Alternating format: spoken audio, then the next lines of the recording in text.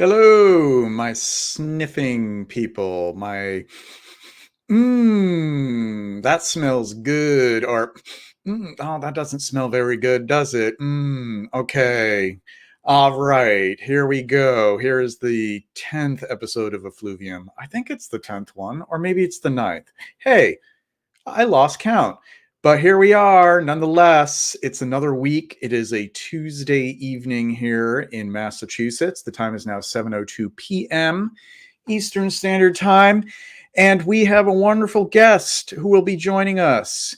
Ryan, my cohort and loyal panelist, is waiting in the wings. We'll be bringing him in shortly. And our special guest is from Perth, Australia. He is Dimitri Sorcery of Scent. He is on YouTube as Sorcery of Scent, and he is also on Instagram as eaudorangeverte. That is eaudorangeverte, as in the Hermes classic, the classic as composed by Françoise Caron in the late 70s. Eaudorangeverte on Instagram. So let's just check out the chat. Hello, my day has been treating me very well, thank you, and it's a wonderful evening so far. Very cool night here. We are feeling the harbinger of winter. We may even get a little bit of snow here in Massachusetts. Margie, hello, great to see you.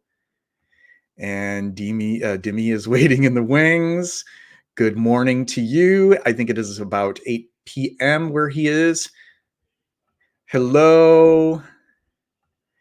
And folks, if you would be so kind as to buy me a coffee or two or three or four or five, I do need a new laptop. My laptop is over 5 years old, almost 6 years old, and I'm due for a new laptop. I'm due for an upgrade so that I can have better content for you and richer content, and I can have a computer that will be able to handle the sorts of things that I'd like to do come 2023.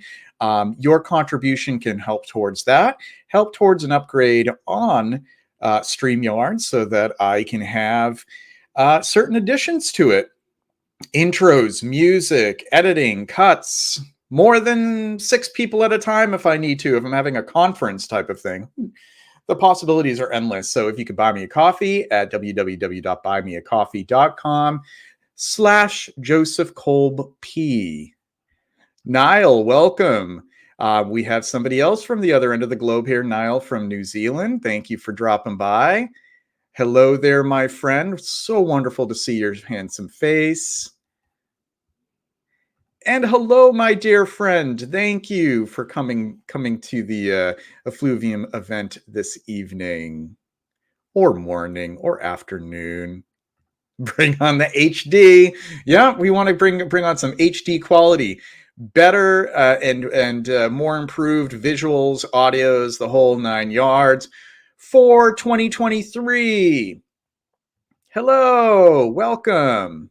All right, we'll get this thing started first by doing our 3 first impressions. Hey, yes, indeed. Our first impressions, the 3 that we have this evening, one was graciously provided to me by my good friend Alex, the Perfume Temple, and it is Anatole Le Breton, L'eau de Mersenne. And I did glance at the notes pyramid and got sort of the gist as to what this one is like. It is very much an agrestic haze sort of scent, wildflowers. I like that kind of stuff. So I was curious about this one, and he was so kind as to send me a sample of it. So L'eau de Mersenne will be the first one that we'll be doing. First impressions. Second, this one is courtesy of Crystal Fragrances. I did a purchase from the Crystal Fragrances website, KRYSTAL fragrances.com. They sent me a sample of this. I do not know anything about this house. It is Rirana or Rirana perfume, herb and wood. That's my second one. This one I know zilch about. I don't know anything about it. I'm going into it 100% blind. And then thirdly, we have Carner Megalium. And this one I know of as a cinnamon heavy scent, and I do like my cinnamon and spice and everything nice. I love Diptyque's Olent. That's one of my favorite cinnamon scents. I have wanted to sample Rousse from Serge Lutens. I haven't yet done that. And this one I picked up at Etiquette when I was in Montreal a couple of months ago. So the third one is Carner Megalium. So we shall begin new and improved. Yes. For 2023.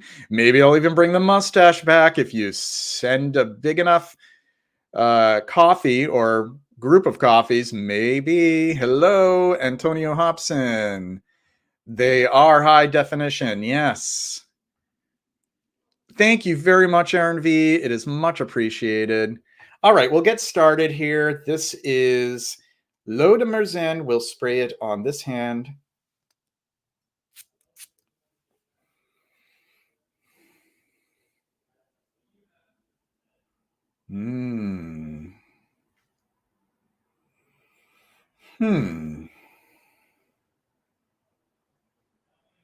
Ooh. This does kind of remind me of a meadow with lots of grasses and wildflowers and weeds, very stemmy green. And there's kind of this sort of like this clay feel to it too, like fresh, wet clay almost, interestingly.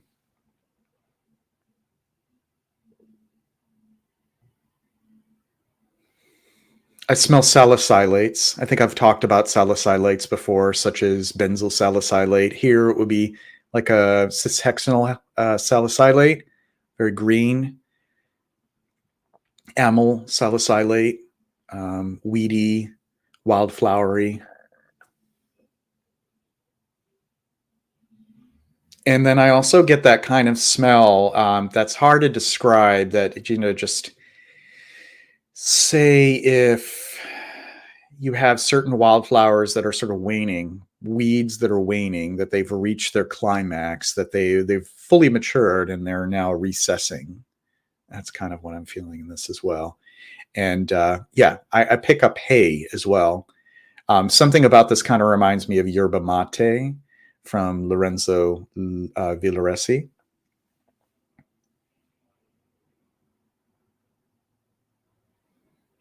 This is actually quite beautiful. I really love the opening of this. I don't think I have given such a glowing review. Love at first sniff, as Persolaise would say.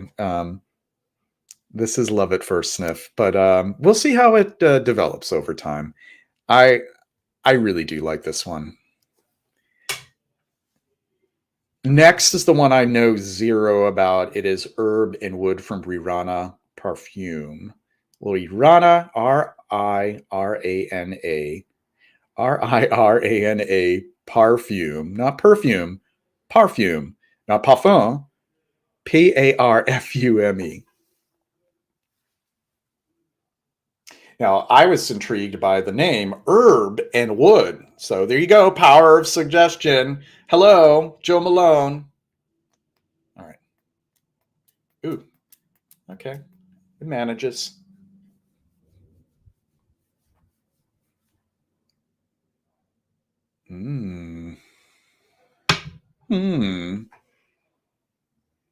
There's definitely a sweet current in this. Very, very much. I mean, it's herbal, but it's a sweet herbal. Don't know what that sweetness is supposed to represent. Hello, Adam D. Welcome.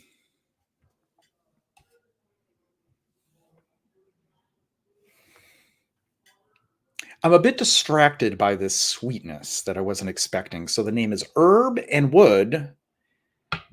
And for a name like that, I wouldn't expect this kind of sweetness. So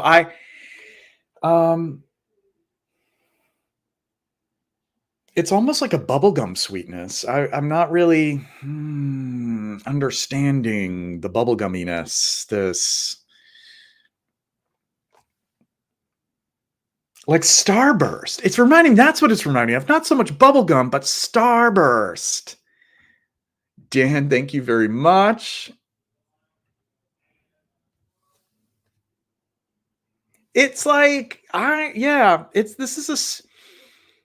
is a confusing one. This is confusing. I'm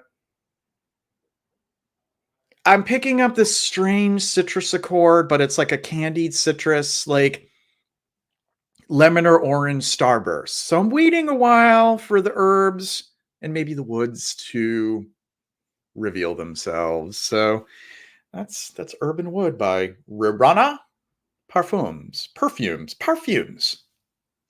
Okay. Third, Carner Megalium. This is the cinnamony one.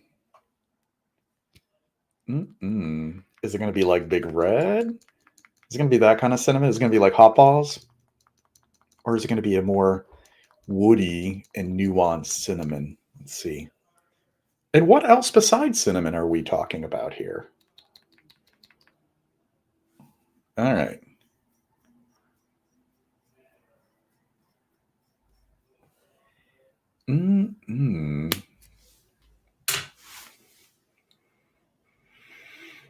Ooh.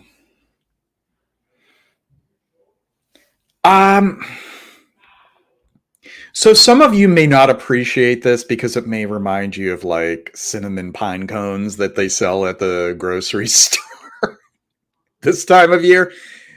But I can't help but to like that. Maybe I just want to smell cinnamony and Christmassy.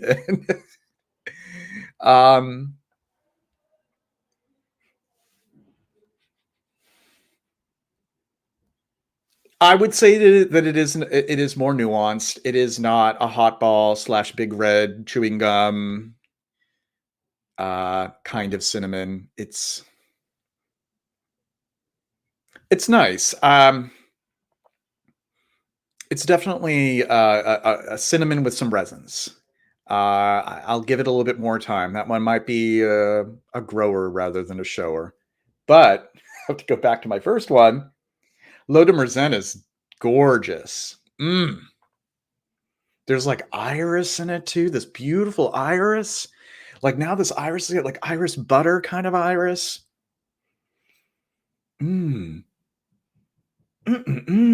Yeah, that one's the winner so far.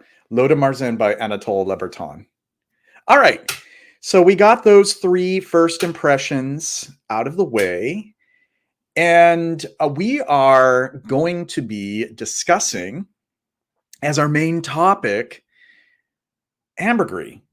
And if you would just pardon me, I had actually forgotten to grab something very important to present. But give me 1 second, because it's right over there.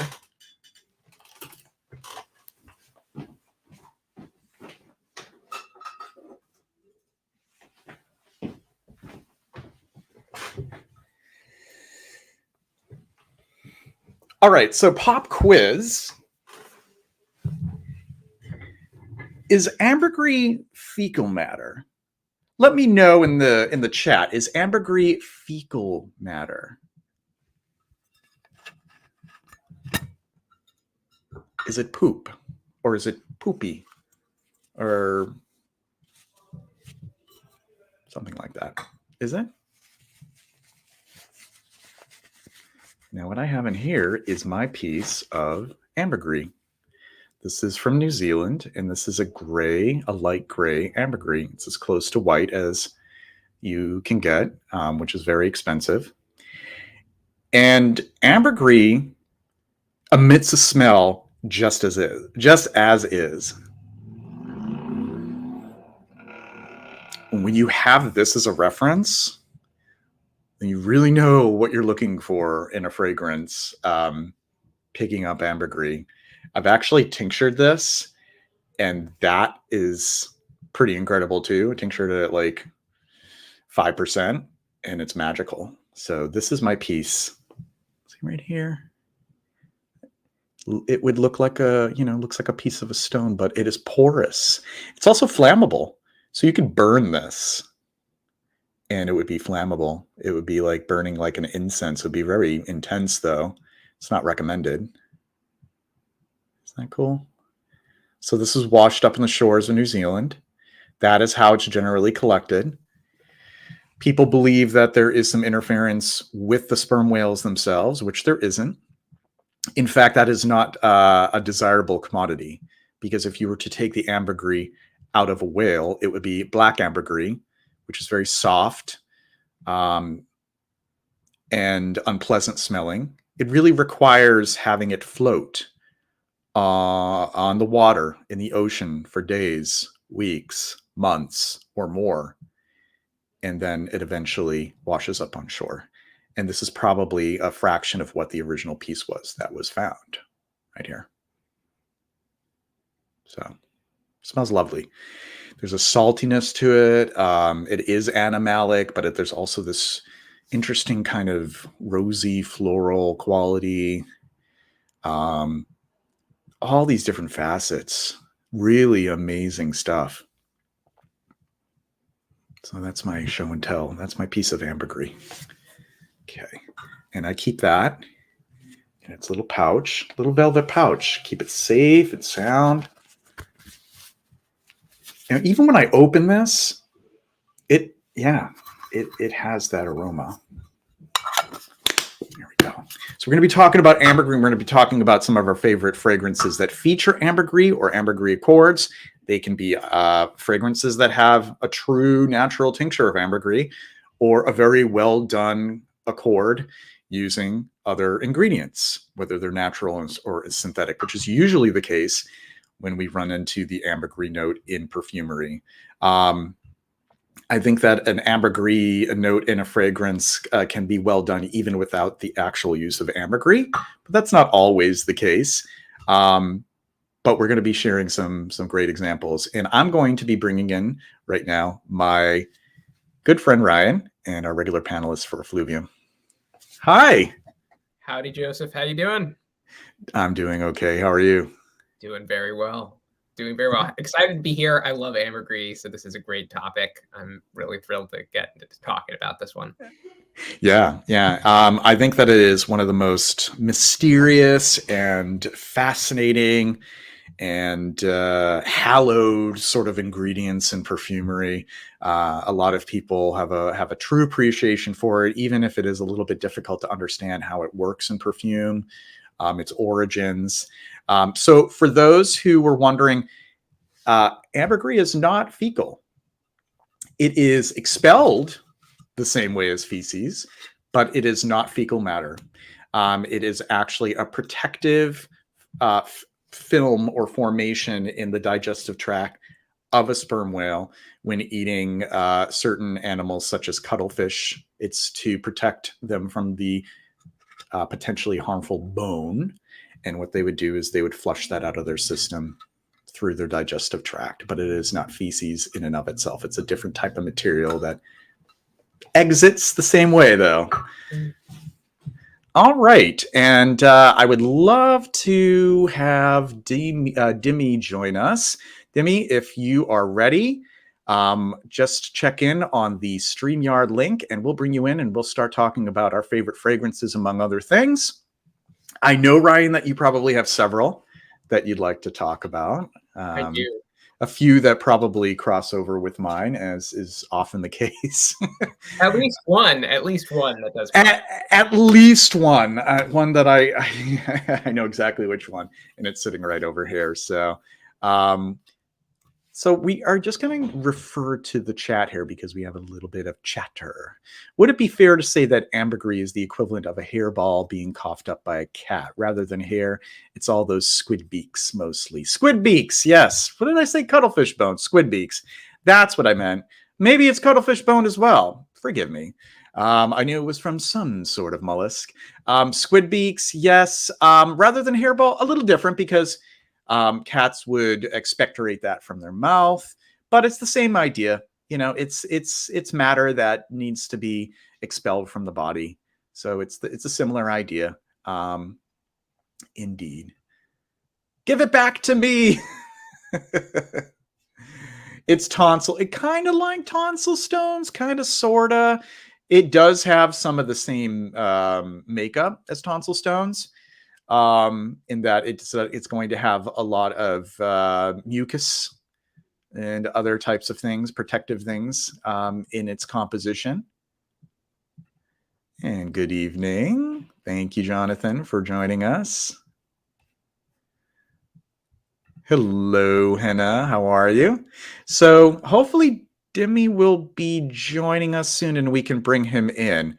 Perhaps what we could do is move forward and we can start talking about ours, and then when he's ready to hop in, we'll have him take the lead here. So Ryan, what will be the first one that you would like to share with us?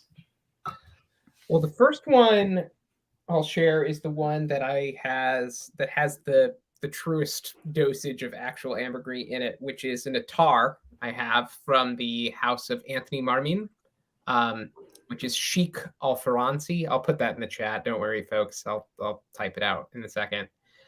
Which is a lovely attar. It not only has ambergris, it has some oud in it, but it's very spicy floral. It reminds me a little bit of the style of Patricia Nicolai fragrances, but it has a very, very heavy, gorgeous dosage of ambergris and instantly recognizable.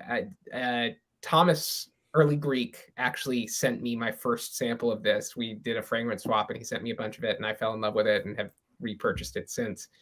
But it has a big, hefty slug of ambergris in it, and it's what I've gone to as my reference for ambergris because it's just got so much of it in there, amongst other things, and it's lovely rare. A fragrance that's kind of similar to it is Fort and Manley Sultan Mehmed, which has more going on, but has ambergris in it in the same way, interacting with the floral notes that are also here in this lovely concoction. But I think this is great. I'll put this in the chat. I stand by this as one of the best value fragrances I've ever purchased, considering what you can get this for, and is a great way to experience ambergris. It captures everything that I find magical about ambergris as a note, which is that it has such a peculiar like uplift quality to it that is very unique. It's like kind of ambergris has a very like otherworldly quality, and it's very real present. It tends to.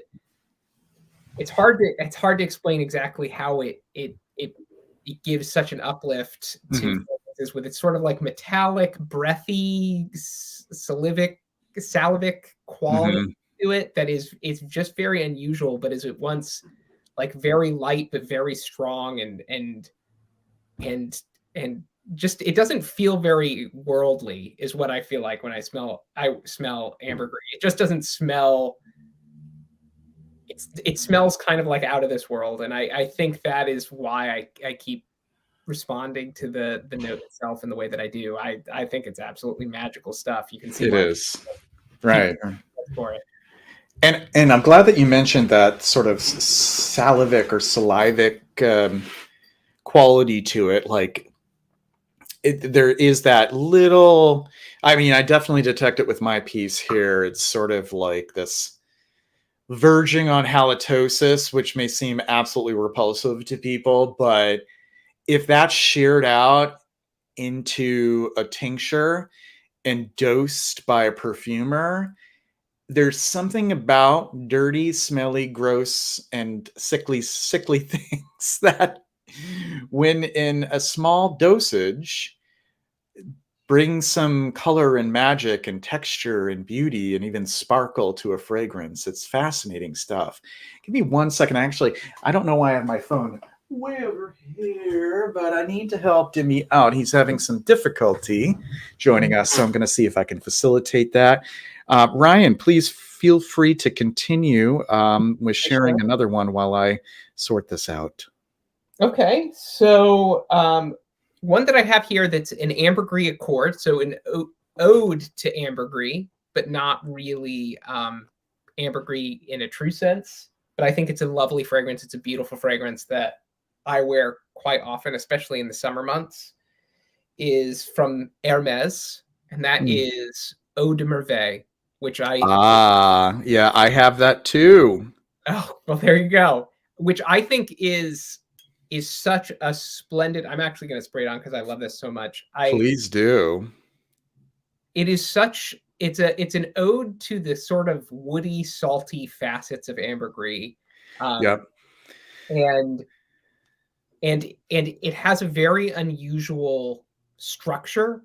I've never encountered anything that's quite like it.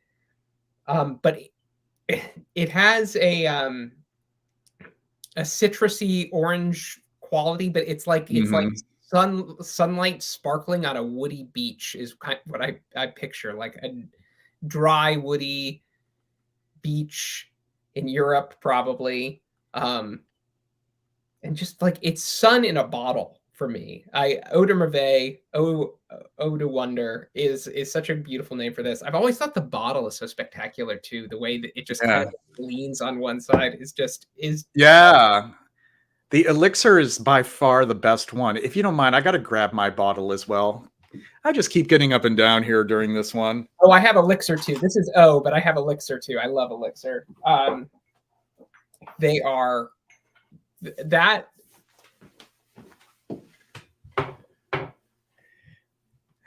Oh, so by the way, Ryan, yeah. So you know how we had that technical issue where I could not see anyone and I had to like look at my phone. So now this time your video is delayed by like 30 seconds. So I'm not seeing you say or do anything in real time, which I might just work around with my phone again. I have no idea why these things are happening, but we'll make do. And Dimi will be joining us very shortly. He's actually backstage, so I'm going to have him jump in. Here's my bottle. I'm doing the first impressions, but I want so badly to to smell this. This is gorgeous. It is gorgeous, and I've always felt it was thankfully I've seen some other YouTube channels come around to this as a true unisex fragrance, which has always been to me. It was marketed to women. I wore it and I had no idea who it was marketed to. I had it in a grab bag of samples I was wearing on a trip and just instantly fell in love with it. I love it right now. It is salty, glowing sunshine in a bottle. Just absolutely beautiful stuff. And the orange is wonderful. It's a somewhat ambery orange, but not exceedingly so. But the ambergris in it is really some special stuff. Really well done. That is the best flanker from the Eau de Merveille. Is it Merveille or Merveille? I don't know. Merveille. I think it's Merveille. Maybe Jimmy can help us out with that. All right. So I have my phone over here so I can see people talking in real time, which is kind of a little what? No, I'm actually not in real time on my phone either. This is really frustrating. Oh, brother. Okay. I haven't had this many technical issues in a while. I'll try to time my gestures so that they're like 25 seconds delayed so that you maybe I'll open up. I opened it through the Instagram app. Maybe that's the reason why. I'll open it through the YouTube app itself. Okay, let's see. It's so jarring though. It's like it's just so much easier to have a conversation with. Okay, you're sniffing something right now, right? I was. You were. It's still delayed. At least it's not as badly delayed as with the laptop. So we'll leave that over there. Okay. We're going to bring in Dimi because I don't want him to wait any longer. It was actually my mistake. I forgot to send him the StreamYard link. And the poor bloke was trying to figure out how in the world do I join this? And that is completely my responsibility. So without further ado, let's bring in Dimi. Hi. Good morning. How are you? I'm doing okay.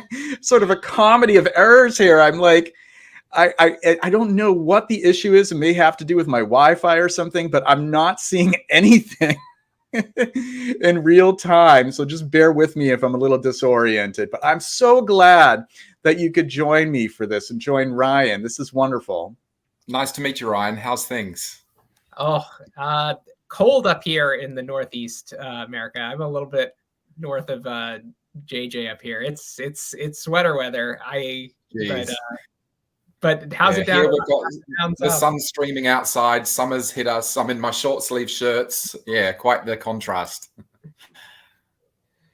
Yeah. So we actually have somebody who was able to correct us here. Merveille. Merveille. Okay. Merveille. I'll have to say that better the next time. Eau de Merveille. Merveille. Okay. Merveille. Wonderful. Hello. I'm just catching up with the chat French. here. Anyone feels ambergris collected in the Atlantic is saltier? I couldn't tell you. I haven't experienced Atlantic ambergris because I only had the Pacific ambergris. I've sniffed Atlantic ambergris in the Arige Le Doré fragrance, and interestingly, it does have a slightly more salty, briny character to the stuff that I've smelt from New Zealand. So I don't know. There was a bit of a contrast there with different ambergris that I've sniffed. So yes, it would be my opinion, but I haven't smelt a lot of it. So interesting. This is what I'm going to do here, guys. I'm so sorry. I'm like stuck on this, but I'm going to turn my Wi-Fi off my phone, and I think that might resolve this so that everything is in real time. It's kind of like, you know, it's like when when it's sort of jarring when you hear an echo of yourself. It's sort of like you want to just see it in real time. You feel like you're really having a conversation with folks. So I'm going to fix that right here. So just bear with me. So Dimi, I wanted to ask you, what are your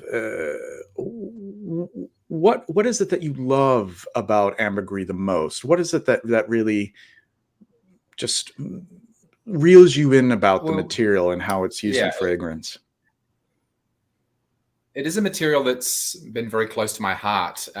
Much like Niall, one of our guests in the chat today, I grew up in New Zealand, and you know, living in the South Pacific, it has a really, you know, amazing island culture, Maori culture.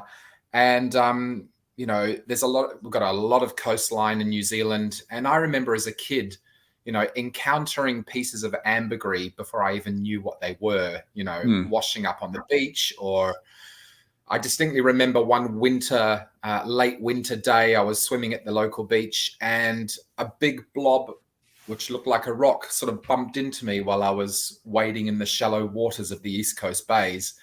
And I remember picking it up thinking, this is a floating rock, and just sort of pitching it, you know, over my shoulder into the rock face or something like that. And that memory's lived with me ever since. And since I sort of understood what it was that I'd had in my hands, I've sort of had this really deep fascination with trying to put my nose on as many ambergris fragrances as I can. On the raw materials, on the tinctures and things like that. So yeah, I guess that sort of sparked my passion for this particular ingredient. And what would you say is, in your collection, what are the best representations of ambergris? I think my collection, first and foremost, it represents molecularly constructed ambergris type fragrances and also genuine ambergris fragrances. So I have favorites in both of those categories. From those that use genuine ambergris, I've probably got maybe 3 or so that I'm desperately in love with. And one of them was one that you and I, just last time we talked about, and that was the Lorenzo Villo Ambra, which is you know, a fantastic ambergris scent, but very divisive. Oh, you have it too, Ryan. That's perfect. So I've got it right here. So yeah. I think it's tremendous fragrance. Yes. Oh. Yeah. Yeah. This echo chamber time. Kind of epitomizes. Yeah. It epitomizes everything I love about this particular ingredient, because as a scent, it feels briny, it feels balsamic, it feels slightly oceanic.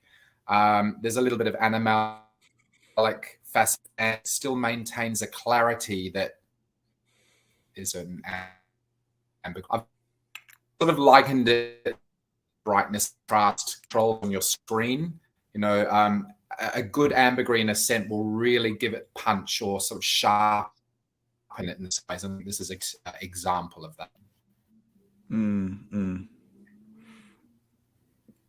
Ryan, tell me a little bit of what now I'm getting into seduces you. Yeah, I noticed that. Yeah, I hopefully that's not going to be an ongoing issue for you or for us. Um, Ryan, what is Yes, it sir. that most seduced you about this particular one? About Ambra. Ambra, yeah.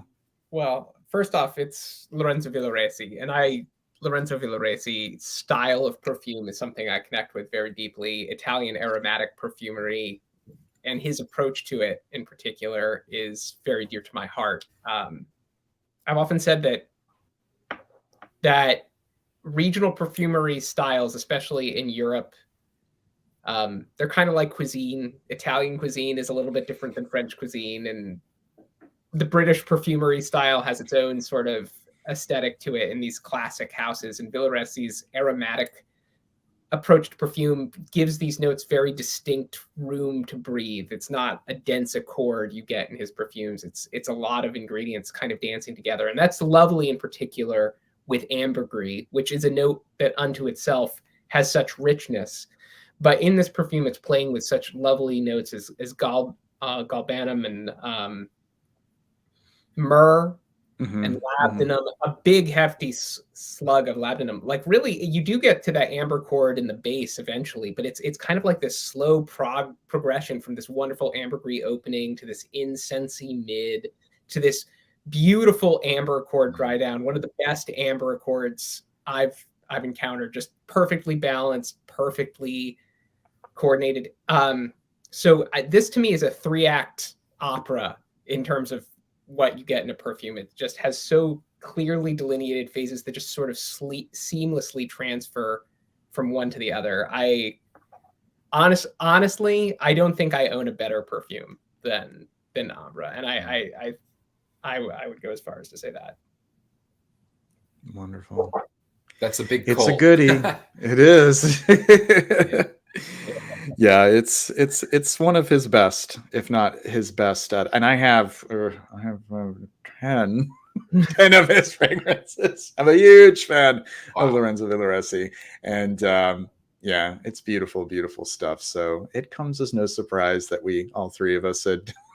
I had completely forgotten, Timmy, that we bonded over it too. We talked about Amber as well, and I think it was actually Ryan, if I'm not mistaken, who directed me to it. So I have to give credit to Ryan. I wasn't sure because I already had so many amber fragrances, amber meaning the classic accord, that I thought, well, I mean, why would I need another amber?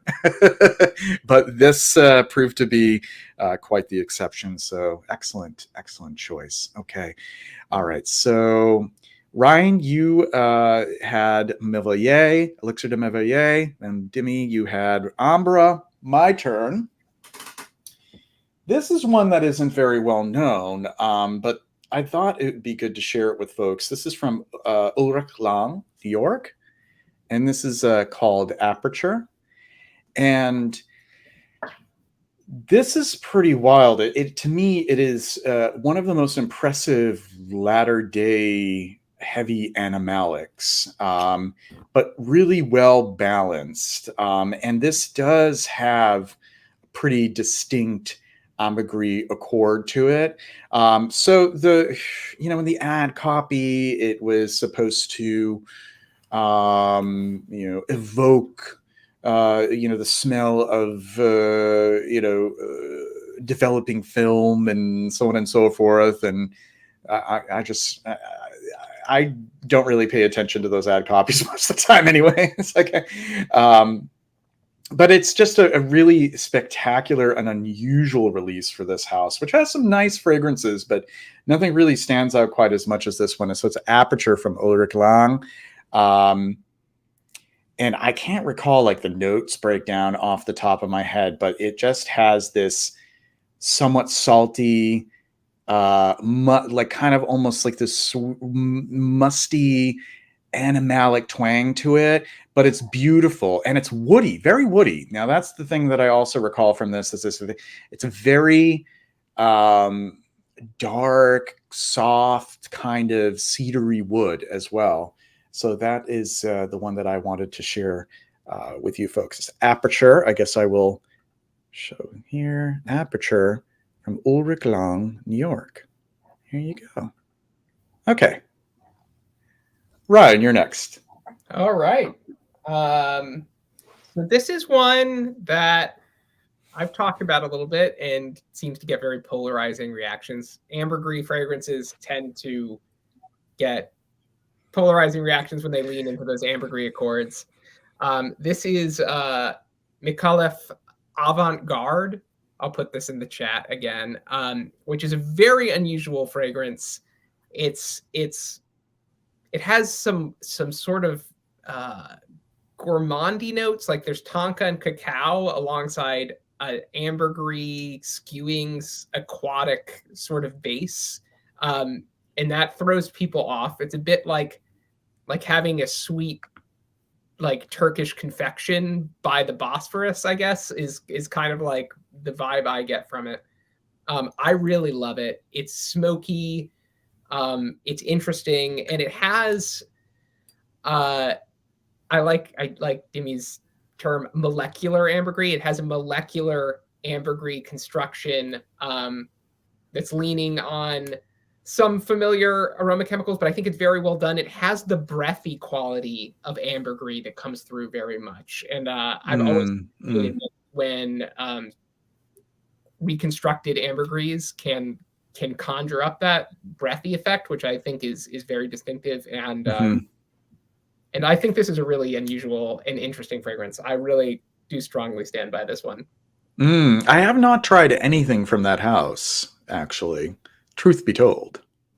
It can be a weird one. I have to say, I've sampled a bunch from the house, and some of it like skews pretty strange in ways that are not always positive, but I appreciate the courage to find accords that I don't encounter anywhere else. So I think there's something to be said for that. But I would say have had mixed experiences, but this is one I do genuinely love.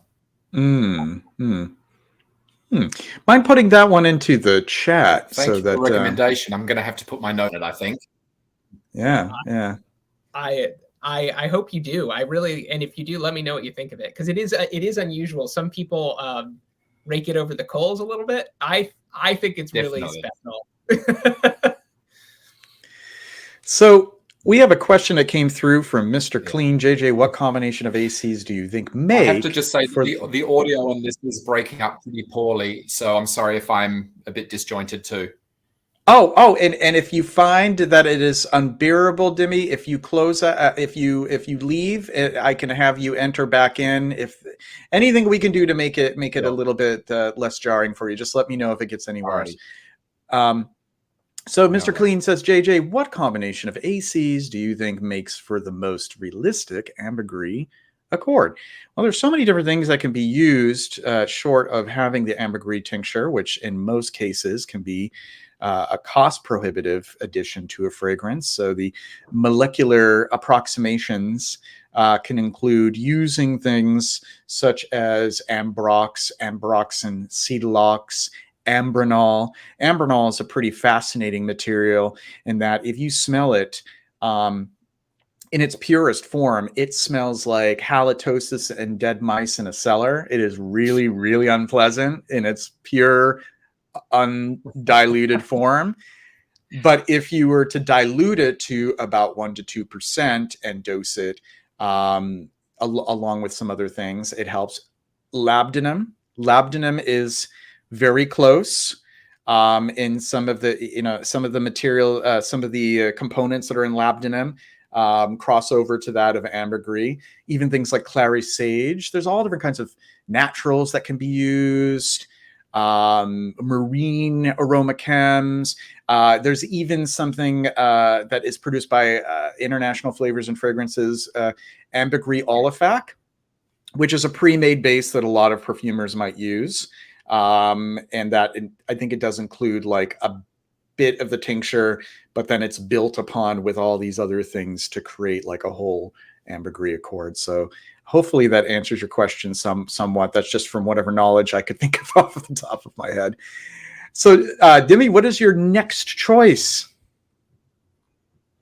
Oh, look, another favorite of mine that isn't really touted as an ambergris fragrance per se is one by Gianfranco Ferrer, Bergamotto Marino, Marine Bergamot.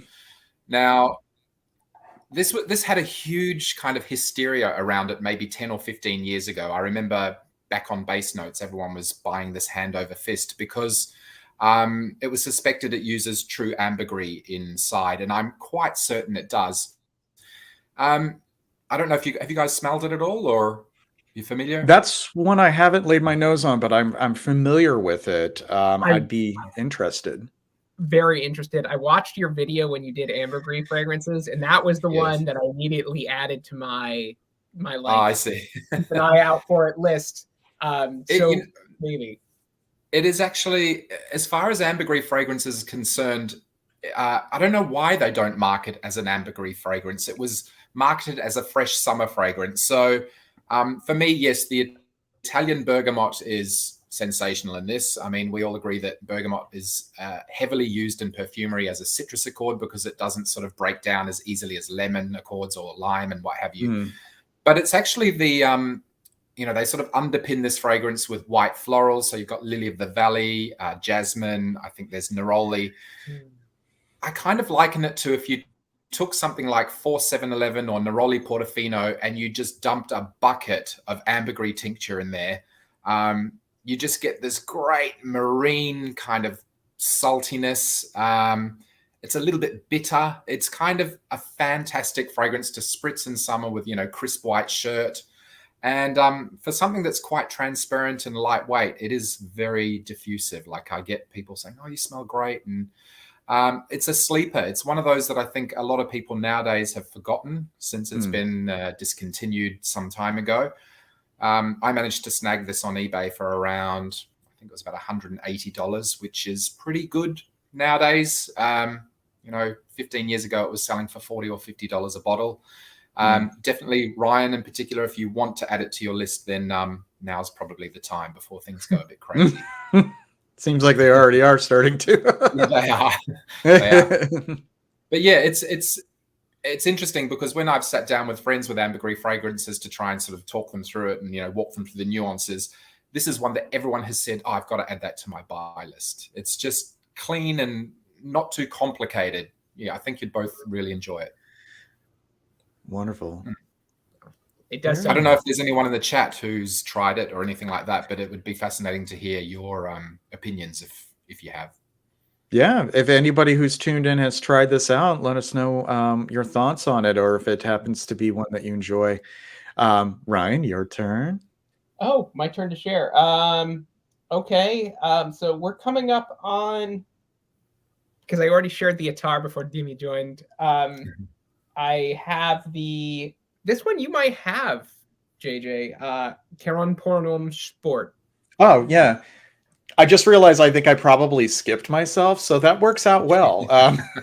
Because you can do the honors, but yes, I do have this Pornom de Caron Sport, which is curiously not a very sporty fragrance because of this distinct ambergris note. Tell us your thoughts on it, Ryan. Well, I love this. It has such a wonderful frosted feeling to it. So it comes in a frosted bottle, and the bottle nicely reflects the nature of the fragrance.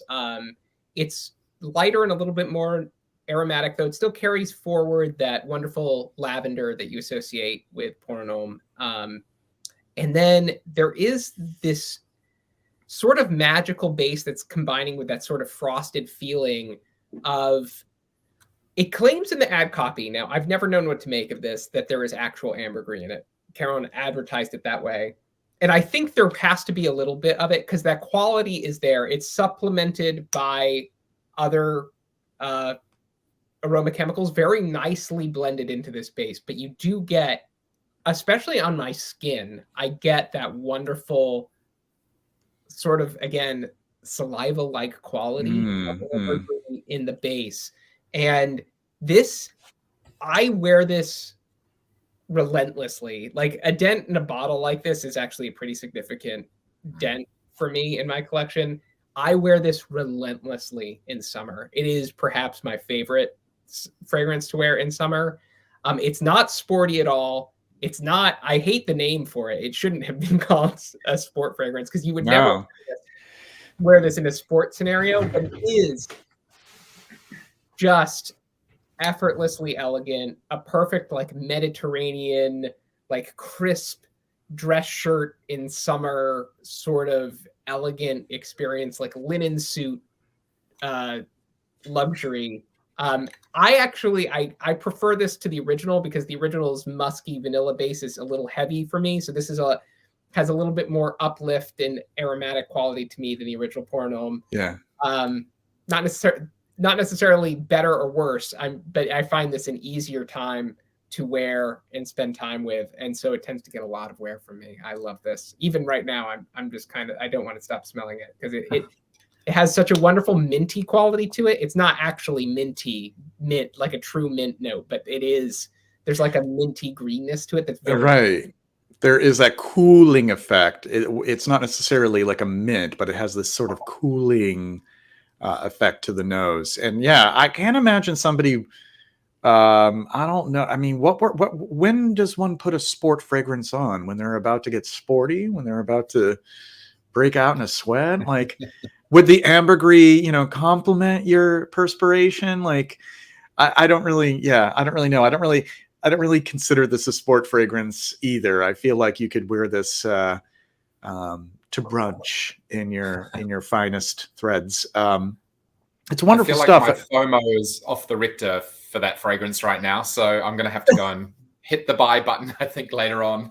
It sounds like it ticks a lot of boxes. So it's a great flanker. Not all the flankers are must-haves for Pornum de Caron, but this one was quite a sleeper. This is one that people sort of discovered. What is this? I don't know how much it is now, but it would be sitting there for $25, $29. Like, what is this? Might as well buy it to find out. And people discovered just how great it is. So yeah, Pornum de Caron Sport. That was one of my choices as well. Wonderful. So Galen there has mentioned that the Ferret is actually in stock at enchanteperfumes.com at 129 Canadian. Run. Not bad. Run. There you go. Run. Don't walk. I might have to do that too. All right. So I guess I'll do one this time because I skipped myself. The next one I'd like to share is from Keiko Macheri, and it is Olaban. Olaban from Keiko Macheri is this, as the name suggests, is an olibanum or frankincense-centered fragrance, and it has rose and resins and also this wonderful ambergris, which interacts so wonderfully with the frankincense, the resin that's in it. It's beautiful stuff. It's my favorite from the house, the only one that I have full bottle. And actually, I learned of this one through Katie Puckrick.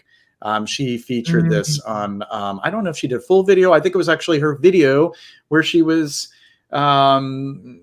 showing her entire collection, and this is one of them. And it's superb stuff. Have either of you smelled this one, Keiko Macheri Olaban? I have 2 bottles of the original formula. One and then a backup, of course. You would, wouldn't you? Should I have one of the originals? Is that something I've not had the honor of smelling the new one, so I can't compare. But the original is, I sort of describe it as fruits steeped in like brandy. When you're making your Christmas cake, that sort of dark fruitiness with ambergris. So it's a great resinous ambergris fragrance. Yeah. This is like a dark red rose, like kind of like a fruit, like you said, kind of like a stewed fruit compote, like Damascone heavy rose. Yeah, for sure. Yeah. And this one smells gorgeous. It would be wonderful to smell maybe the older bottles if anything had since changed. But this is a great one, Olaban, Keiko Macheri. So there was somebody who asked about Guerlain. Any idea of what molecular approximations are included in Guerlain's Ombre Éternelle? Feel very synthetic.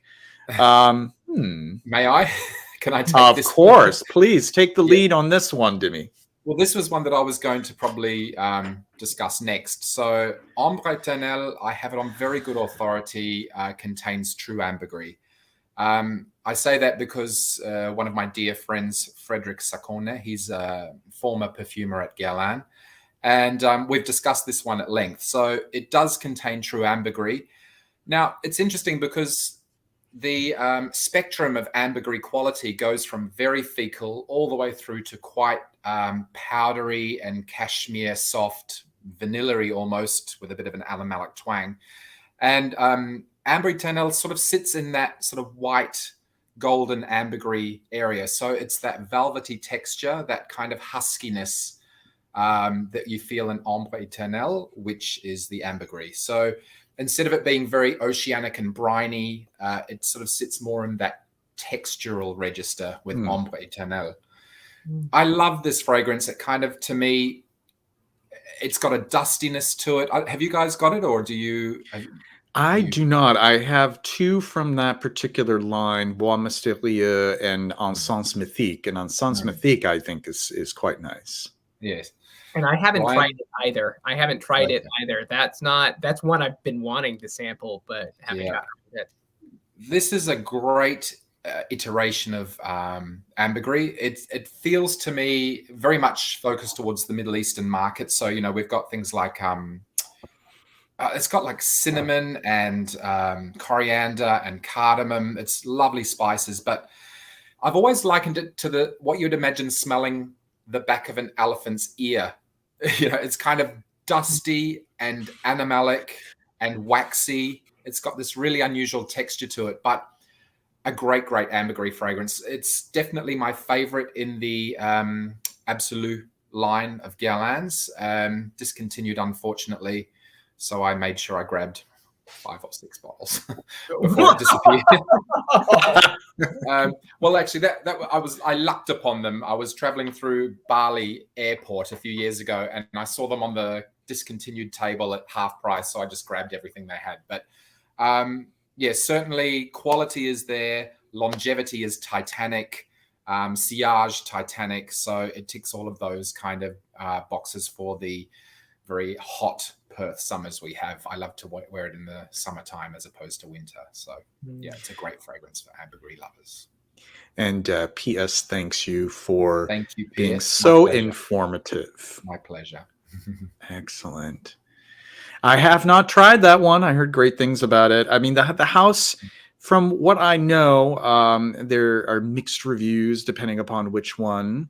But the ones that I had always consistently heard great things about are the two that I have. And it was a little too late for me with the Ambre Tonnelle, because it had discontinued and it was just too expensive for me at that point. So keep your eye on fragrancenet.com, because occasionally they sell decants and occasionally it comes back into stock. So that's probably your best bet of it coming back at a reasonable price from time to time. That is true. That is true. I'm sometimes shocked when something that's been long discontinued, they'll throw, a handful of them back into stock. Yes. Even as they're skyrocketing in price on eBay, they'll give you a reasonable and they're also price. Decanting nowadays on fragrancenet.com, so you can buy a smaller volume at a good price. Which is fine too. I mean, better that than nothing at all, I suppose. Yes. Yeah, I saw a bottle of it not too long ago on FragranceNet. I didn't jump at it because it would have been a blind buy for me, and I wasn't in the mood, but it does come around. So yeah, do keep an eye out for it. Yeah. Very nice. Ryan, back to you. Well, we've used up my ambergris fragrances that I had mentioned. I don't have a ton of others that are very ambergris forward, so I'll defer to you. As much as it's one of my favorite notes, I mean, I can talk about one I sampled recently. I mentioned it a little bit earlier, and it was kind of on my maybe buy list. It's just a little bit too similar to the Attar, I think, that I have for me to bring it into my rotation. But it's the current formulation of Fortin Manley's Sultan Mehmed, which is a very beautiful. They call it a chypre. It's not really a chypre. It's really a true, like, rich Middle Eastern style floral with all these dense floral notes. But it's primarily a rose and ambergris fragrance when you get into it. And rose and ambergris is a lovely pairing. And this has a hefty slug of genuine ambergris. This is not, you know, genuine ambergris when you smell it, if you've smelled it a few times. And this is the real deal. And I was wearing it. I sampled it at Pickwick's, and really enjoyed it, and was very tempted to grab a bottle. But it is a little bit too similar to the Chic Alferanzi, that I think I'm going to stick with the Attar, just because it ends up in a similar place. This also has rose in it, so. All right, I have a few more. Yeah. I have a few more. Hey, actually, for this round, I'll do two at a time because they're both from the same house. So the two I have here are Ambles Supreme and Mousse de Sable from Les Indemadables. These, I am fairly certain both of these have genuine ambergris tincture in them, and they are beautiful.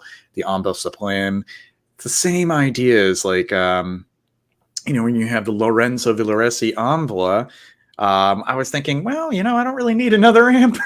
And then I heard so many great things about it, and I sampled it, and I was just astounded at its beauty. Beautiful citruses in the top. It's sort of that it is almost a little bit more Chypre-like in the heart with the florals, and then it dries down to this wonderful base that just, it's a good one. And Mousse de Sable is just this heavenly pillow of a scent, a very billowy, powdery and round sort of musk that is supported by a good slug of ambergris, I would say. This is some gorgeous stuff as well. So I have these two, and I also love Oriental Velour, which has now been rebranded as Velour d'Orient. Maybe rebranded because that sounds a little bit less colonialist. I don't really know how that changes things, but but that one's really wonderful as well. Doesn't have ambergris in it, but I will chat more about that another time. But those three are really great. These two, Mousse de Sable and Ambles Supreme. If you want to experience a great ambergris note, these are worth laying your nose on. I understand, Dimi, that it's kind of difficult right now to access Les Indemadables in your neck of the woods. Is that correct? It is.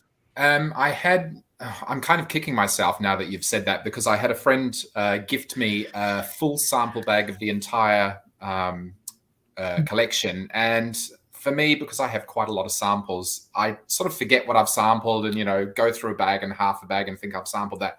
I ended up gifting it to a friend thinking he would really enjoy some of the samples in there. And then it was only afterwards that I'd heard that there are these incredible ambergris fragrances in there that use, up to 10% ambergris tincture in them. And I'm like, oh, well, I've lost that opportunity for now. So yeah, I'm struggling now to find another supplier without paying hefty prices from, France or something like that to get samples. Right. That's tragic. That house has a in addition to the ones JJ's mentioned, Escal on Indonesia, or the Indonesia. Indonesia, yeah. Has such gorgeous ambergris. Yeah. You're killing me, Ryan. That one is like that's basically an ambergris, like almost like a solo note amber. It's just like an ode to ambergris. It's really good. It's okay.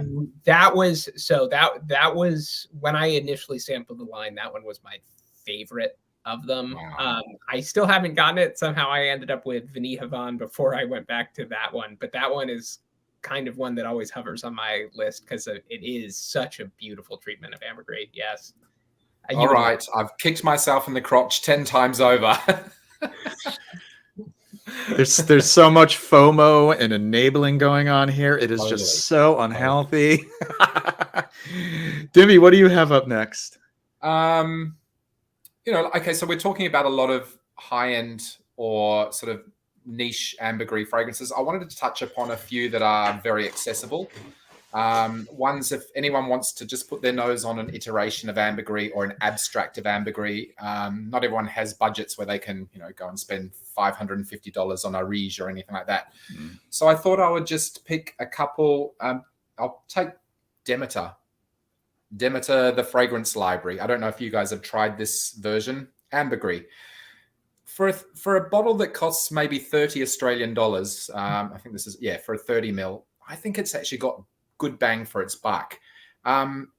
So if anyone's watching this who doesn't know what Demeter is, they are a fragrance library. They basically use headspace technology to extract the smell of a single item. It could be a cupcake or a marigold or a, New Zealand fern or something like that. And they've done ambergris. It's full of, molecules and aroma chemicals and things like that. But it does kind of maintain that velvety texture of the good end of the ambergris spectrum rather than the fecal end of the spectrum. So if you just want to get an abstract of ambergris, Demeter's a good starting point for me. I actually really enjoy wearing this in the wintertime. It doesn't smell like a cheap perfume. It smells interesting enough, to garner the occasional compliment or query. Yeah, for me, I think it's a good entry point into the ambergris sphere if you don't want to go and spend a lot of money on, niche fragrances or something that's particularly expensive. So, I highly recommend just to put your nose on it. I do know that some folks complain about the Demeter fragrances not performing that well in that sort of, business. What are your thoughts on the how this particular one, the ambergris, how does it perform? On me, I get probably 4 to 5 hours from it, and that's with a couple of spritzes. I think if I apply heavily, I'll get an entire day out of it. So, surprisingly, this one, because it has a very cashmere type texture, that's why I feel it lends itself more to wearing it in winter for me. In summer, it does evaporate from my skin maybe in 3 hours, but in winter, it just seems more diffusive. I don't know if the cool air has something to do with it, but I would, for $30, I'd buy it all day long. If I could buy the big bottles here in Australia, I would, but no, I've only got access to the 30 mil. So not bad. I mean, considering many of the Demeter fragrances seem so fleeting after a couple of hours, so it might be a good one to check out. I don't really know of any places nearby that where you can sample Demeter in New England. Ryan, do you know of any places where you can try them out? Wait, does Pickwick's have Demeter? No, I don't think so. But I sampled a bunch of them.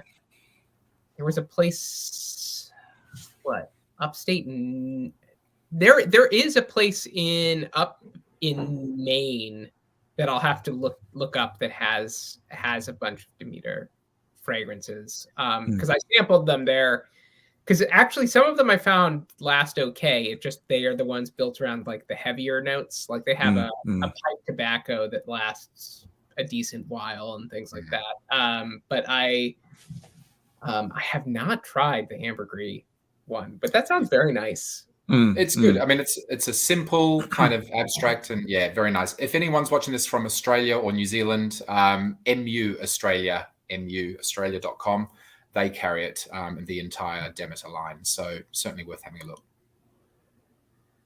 Very well. Very nice. I am going to reach back a few decades into the 80s for the next one I have, which is Lancetti Uomo. There we go. Oh, yes. So Lancetti Uomo. It's a splash. It's a splash. I don't think I've ever seen one that was an atomizer. I'm sure they exist, but they're probably really rare. So this one was released in 1982. I'm going to open it up and give it a little whiff. It's one of these little twisty spin ones. So this comes at a time where a few gentlemen's fragrances featured a lot of herbal notes like wormwood and mint. And the wormwood in here is really kind of like that absinthe wormwood. Ooh. Yeah, it's really like that kind of, there is a component in fragrances called thujone, which comes from the name of a certain evergreen called thuja. You may know it is in the same family as arbor vitae, which are commonly grown in landscaping. And that's what the whole top note is in this. And then it gets spicier and herbier as it dries down. Thyme, very mossy, but there is a distinct ambergris here with cedar. And this is like there's just that 70s, early 80s representation of ambergris scent that I really love. And it's a real gem. Not very common. I was pretty fortunate to find a seller. Sorry, I've been leaving myself full screen this entire time. And I found it for $40, but I don't think it comes up very often at all. It's really a beautiful one.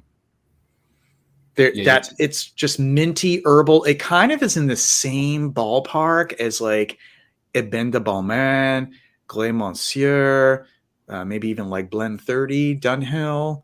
It's really sophisticated, but also has like a little bit of animalic energy to it as well. It's really that's skyrocketing to the top of my vintage list. It's a real delight. It is delightful. Yeah. I'm an easy sell if you mentioned Dunhill Blend 30. That one. Oh yeah, I can bring that out. Hold on, somebody just mentioned in the chat. Bring it out because that has an ambergris note as well. It does. All right, so yeah, I'll bring that out. So that's good. We got it. So Kicks and Scents mentioned Silver from Clandestine Laboratories. I love this fragrance. This fragrance blew me away when I first encountered it. It does have an ambergris accord in it that is very lovely. It's built around a fossilized amber extract. Very unusual. Has a very strong minty quality. Almost like a bombastic minty opening, but in a lovely way. Not like toothpaste in your face kind of harsh. Mouthwash. Yeah. The way I describe this fragrance is sitting in the most like cool, relaxing cave that you can be in. There's like a pool in the cave and it's gray stone and sun is kind of streaming in through like a little like skylight-ish like cutout in the cave. And it's just the most soothing, relaxing place. I wear this when I have a particularly anxious day or I'm having a particularly anxious moment to kind of center myself. This is one of those few fragrances for me that has an almost kind of like spiritual effect on me a little bit. I can't say enough about this. I think this is really spectacular stuff. I'm not familiar with the brand, Ryan. Is it an American brand? It is, and unfortunately, he does not ship internationally. It's run by a guy named Mark Sage. He does this as a hobby on the side, so he has a day job, but he's been a hobbyist for years, and he launched his fragrance line, I think, last year. Right. JJ and I have both sampled a number of his things. He's very easy to talk to on Instagram.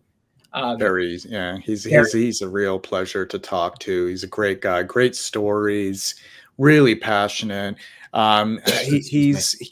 He's one to watch out for as far as indie perfumers. I think he does some excellent creations. Yeah, I think he has not to give you more FOMO, if you ever come stateside, I'll make sure you leave with plenty of Clandestine Laboratory samples. Amazing. But it is, he pushes notes in interesting ways. So he has a fragrance called Film Noir that pushes lavender so far that it almost becomes a new experience. Love that one.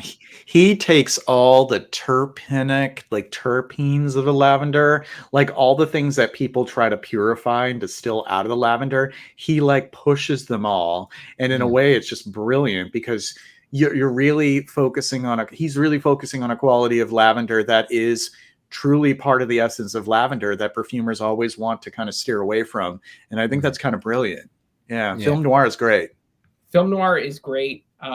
He's actually talked to me that he's had he's tweaking the formulation a little bit because he had trouble sourcing some of the stuff that he was originally using for the lavender, and I think he's happier about what he's found to replace it, which makes me very excited about what's coming next. But again, in this silver, he just pushes these notes in very interesting ways. The ambergris-ish vibe to it is beautiful. It's a very kind of like gray ambergris experience. You could describe this, if you smelled it in isolation, as an ambergris fragrance. It would feel that way to you. Yeah. FOMO off the Richter again. Yeah, I'll make sure I find somebody who can mule me a bottle or something like that. Honestly, if I could, I would find a way to get it to you. This is one I evangelize about pretty aggressively. It sounds great, and I particularly like your spiritual angle too, because I wear fragrances with that in mind quite frequently. Like I've got my favorite lavenders and things, which are my calming fragrances. I've got my greens, which are my energizing and things like that. So yeah, I'll definitely check it out. I hope you do. It's beautiful. It is beautiful. Yeah. So that's I think with those 6, I think I'm officially out of my ambergris set. I think the time it's a good time for me to revisit my first impressions, because it's about an hour, a little over an hour. So I'm going to revisit those very quickly, and then we'll pick back up again. So Anatole Liberton, L'eau de Marzen. This is it's just a really great meadowy iris. It kind of reminds me of like a little bit of like maybe mimosas in this too, or something that reminds me of mimosa. It's really gorgeous.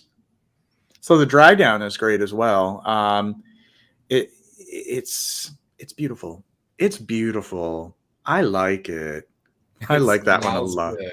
It smells good. That's all I have to say. Words just don't do it justice. Okay. Next is the Urban Wood from Rurana Parfum.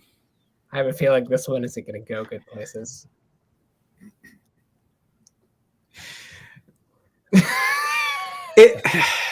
This is neither herb nor wood. What it smells like to me is like sour passion fruit, which is okay. It's not really like my jam, but it smells like passion fruit. Like it smells, or not only passion fruit, but like kind of like guava, like tropical fruits. It's all like Starburst. But so does it smell candied that way? Guava, total guava. It totally smells like guava and passion fruit on my skin. Candied a little bit, but like it could be the juice as well.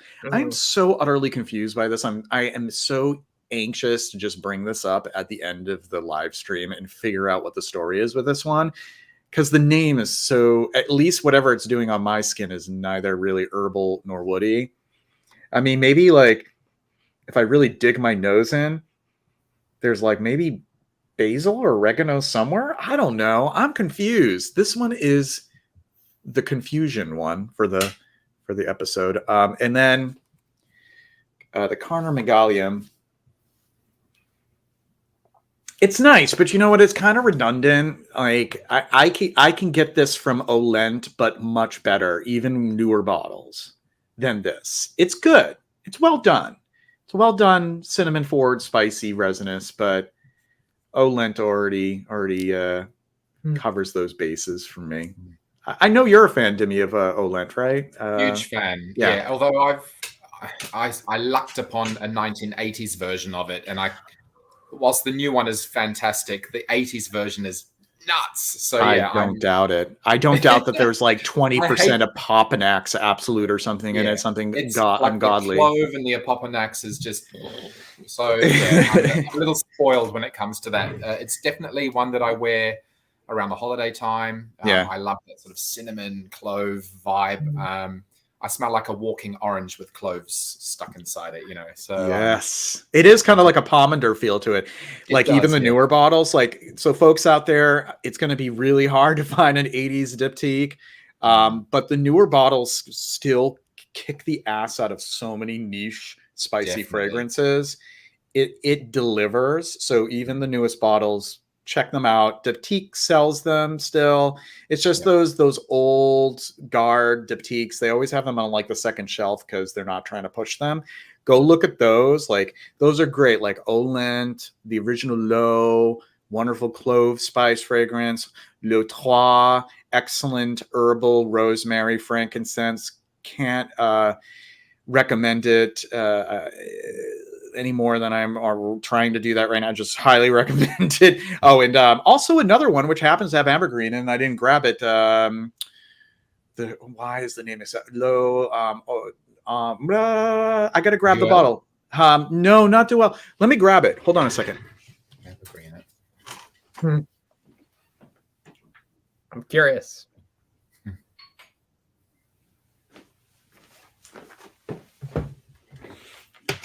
So this one is from 1983, and the name is on the tip of my tongue, but I could L'Ombre d'Anzelo, which is this beautiful blackcurrant rose, and this has an ambergris dry down to it. So yeah, I think you've mentioned that before at some point.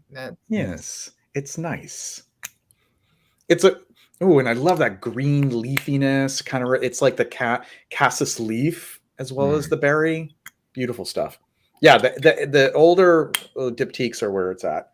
It's kind of like, I always say it's kind of like when you're like a music snob, like an indie music snob, like, it's the earlier albums you need to look out for.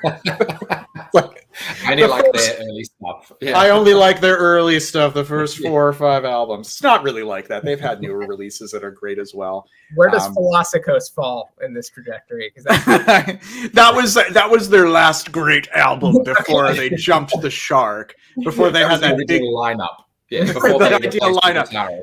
Before they got too polished and they got that big producer for their 2000s releases. No, it's not really like that at all. They still have some really great fragrances. So, but where was I going with that? Oh, we were talking about Olent. There you go. Yeah. So back to the first impressions. Megallium doesn't really quite do it the way that Diptyque Olent does it. So, Ryan, I mean, you can still try it because it's a great perfumer, but I would say I would sooner sample Olent if you're looking for the cinnamon apopanax creation. It's that one's beautiful. Okay. Back to you, Dimmy. What's your next one? You must have a few more. Yeah, I think. Well, look, I'll start at the beginning. The sort of the beginning of the timeline for me of ambergris fragrances. Well, actually, there's 2. So I'm gonna kind of, because they live hand in hand. Alyssa Ashley's ambergris. So it sort of started in the late 60s. This is a very early bottle, 1960s, early 70s bottle of ambergris by Alyssa Ashley. They worked with the French company Houbigant or Houbigant to create this fragrance. And it came at a time where music really played a big part in popular culture. And we saw the youth at the time kind of swing away from those complicated fragrances that their parents were wearing, and they really wanted something natural. So, in the late 60s, that Woodstock era, they were looking at perfumed oils as opposed to fragrances. And a lot of those were things with animalic facets like musk or civet, or in this case, ambergris. And Alyssa Ashley was the first major creator who took advantage of that, and she created her musk oil, which is still her best-selling fragrance to this day. Now, ambergris oil is actually one of the very rare to find pieces from her lineup, and this is a very old spray mist. It has a wonderful measured spray, so when you spray it, you can't just sort of control it. It just goes until it's done, which seems very wasteful when you're, coveting this wonderful thing. But it's a great way to apply it. So it's got a great kind of pepper musk vibe underpinning it, but the ambergris, crazy good. Whether or not it uses true ambergris or not, I'm not sure, because it was around 1964. I can't remember the name of the company, but there was an American company that figured out how they could synthesize ambergris as a molecule. And I feel like this could have come off the back of that, where they were starting to market those aroma chemicals at the time. But regardless, it's a great place sort of start the ambergris journey in our recent history timeline. And then around 2012, Alyssa Ashley re-released it in this gold bottle, which is still available today. Heavily reformulated, I would say.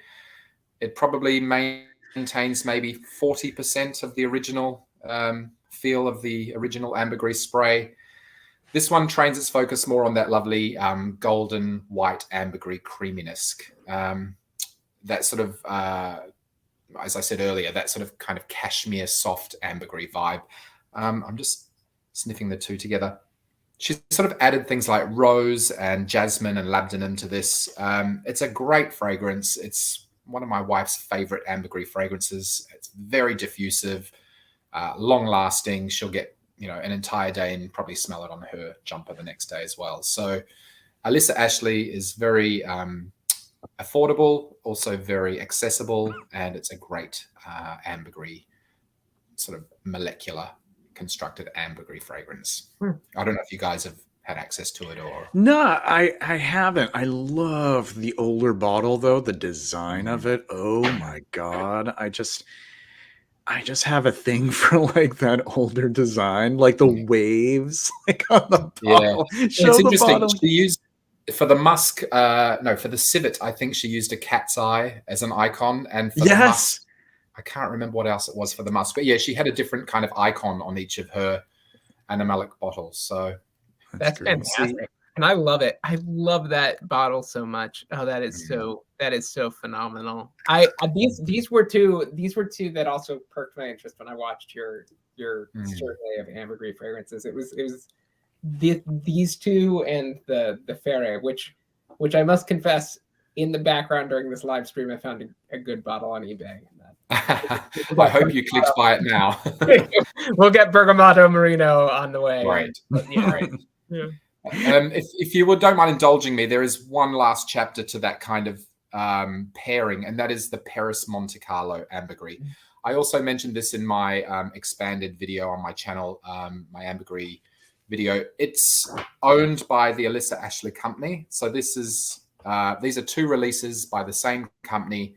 The Paris Monte Carlo is obviously tailoring more to the luxury end of the market. One might say maybe the Middle Eastern end of the market, whereas Alyssa Ashley's more like your mainstream market. This one's got lovely rose and geranium and saffron and other notes in it too. So they smell somewhat similar, I have to say. I think they're building upon the Alyssa Ashley base and adding more to it in this lovely fragrance too, the Paris. So it's one thing that I'm so amused with myself over right now is I finally, after like 10 weeks, figured out how to full screen people besides myself. That is the learning curve for StreamYard, apparently. But now I'm able to full screen my guests when they're... There's something a little distracting about that. When you're talking to a panel, the next minute it's your face. It's just you. Yeah, I don't have to do it if you don't want me to. I can keep it like this. No, it's all good. It's kind of like... It feels a little narcissistic. Like I'm just like... talking to myself. The floor is yours. It's all you. So a little while back, so we had Dave Callie's Groom Room. So he clarified the one that I'm wearing, the Urban Wood. He says, if I remember correctly, the herb they're referring to is supposed to smell like marijuana. Okay, so I'll smell it again with that knowledge. The one of the first impressions that I have. Okay, I can kind of see that, but it's still like there is this sweetness that kind of, I just can't help but to think that it's like guava. It's just it just smells like guava on my skin. I don't know why. Oh, for folks who you can subscribe to Dimitri Sorcery of Scent. He is also on Instagram as eaudorangeverte, as in Hermes eaudorangeverte. Thank you. And what a lovely Hermes that is. That's one of my favorites. Indeed. All right. So who owns that? See, Dimmy has something I don't have. For people say, like, you have everything. No, I do not have the Alyssa Ashley ambergris. That is rarer than hen's teeth. It is so hard. And when it does come up, it comes up for like $900. Like, He's crazy. very fortunate to have that. I would love to have it. I'd love to have the civet one and the musk one too, but they're so hard. I'd love to smell the civet one. I'd be fascinated. Yeah, I know, right? Yeah. So, okay, so finally it's been revealed the notes. Dave is doing me the favor. Cannabis, mint, leather, palisander, rosewood, incense, and oud. Agarwood. And guava, apparently. It's guava. It's guava with some passion fruit. It's like a guava passion fruit cocktail on Sherbet. my skin. It's a sherbet. I don't know why, but that's what it is. I'm super close to having God forbid I have everything. I have a problem. I don't want everything. I need to get rid of some things. That's what I need to do. All right. So Dimi, I guess you shared that. Now it's my turn. I'm starting to run out. You probably will still have more after I've run out. So I have here, I guess I'll put myself in full screen. This is a Rodin Bis. This is long discontinued. This was selling for $200. Now you can get it for, I think, $30 on eBay. Yes, no lie. This is really heavy on the ambergris. It's an animalic violet. It is a dirty violet fragrance with ambergris. And it's actually composed by the folks of Diaz and Durga. This was like a collaboration that they did. They composed all the fragrances for Rodin before they shuttered. And Rodin Biz is a really great fragrance, and it's cheaper than chips while there's still supply. It's really cool stuff. It's kind of like a little clovey too. It kind of harkens back to like, those femme fatale kind of like really heavy, musky, ambery kind of sense, but it has that violet in it, and it has this musky ambergris dry down. Rodin Bis. There you go. That one's mine. Out of the full screen I go. You had me at animalic violets. It totally is. It's a dirty violet. Wow. You don't really find that too often. Usually violet's supposed to be so demure, So is it like is it a fruity violet? A very no. This is like, it's much more there is kind of like that powdery pastille kind of like violet mint kind of thing, not minty violet, but the violet candy kind of violet. But it is kind of like greenish too. It's anisic. There's some lavender in it too, so it's like herbal.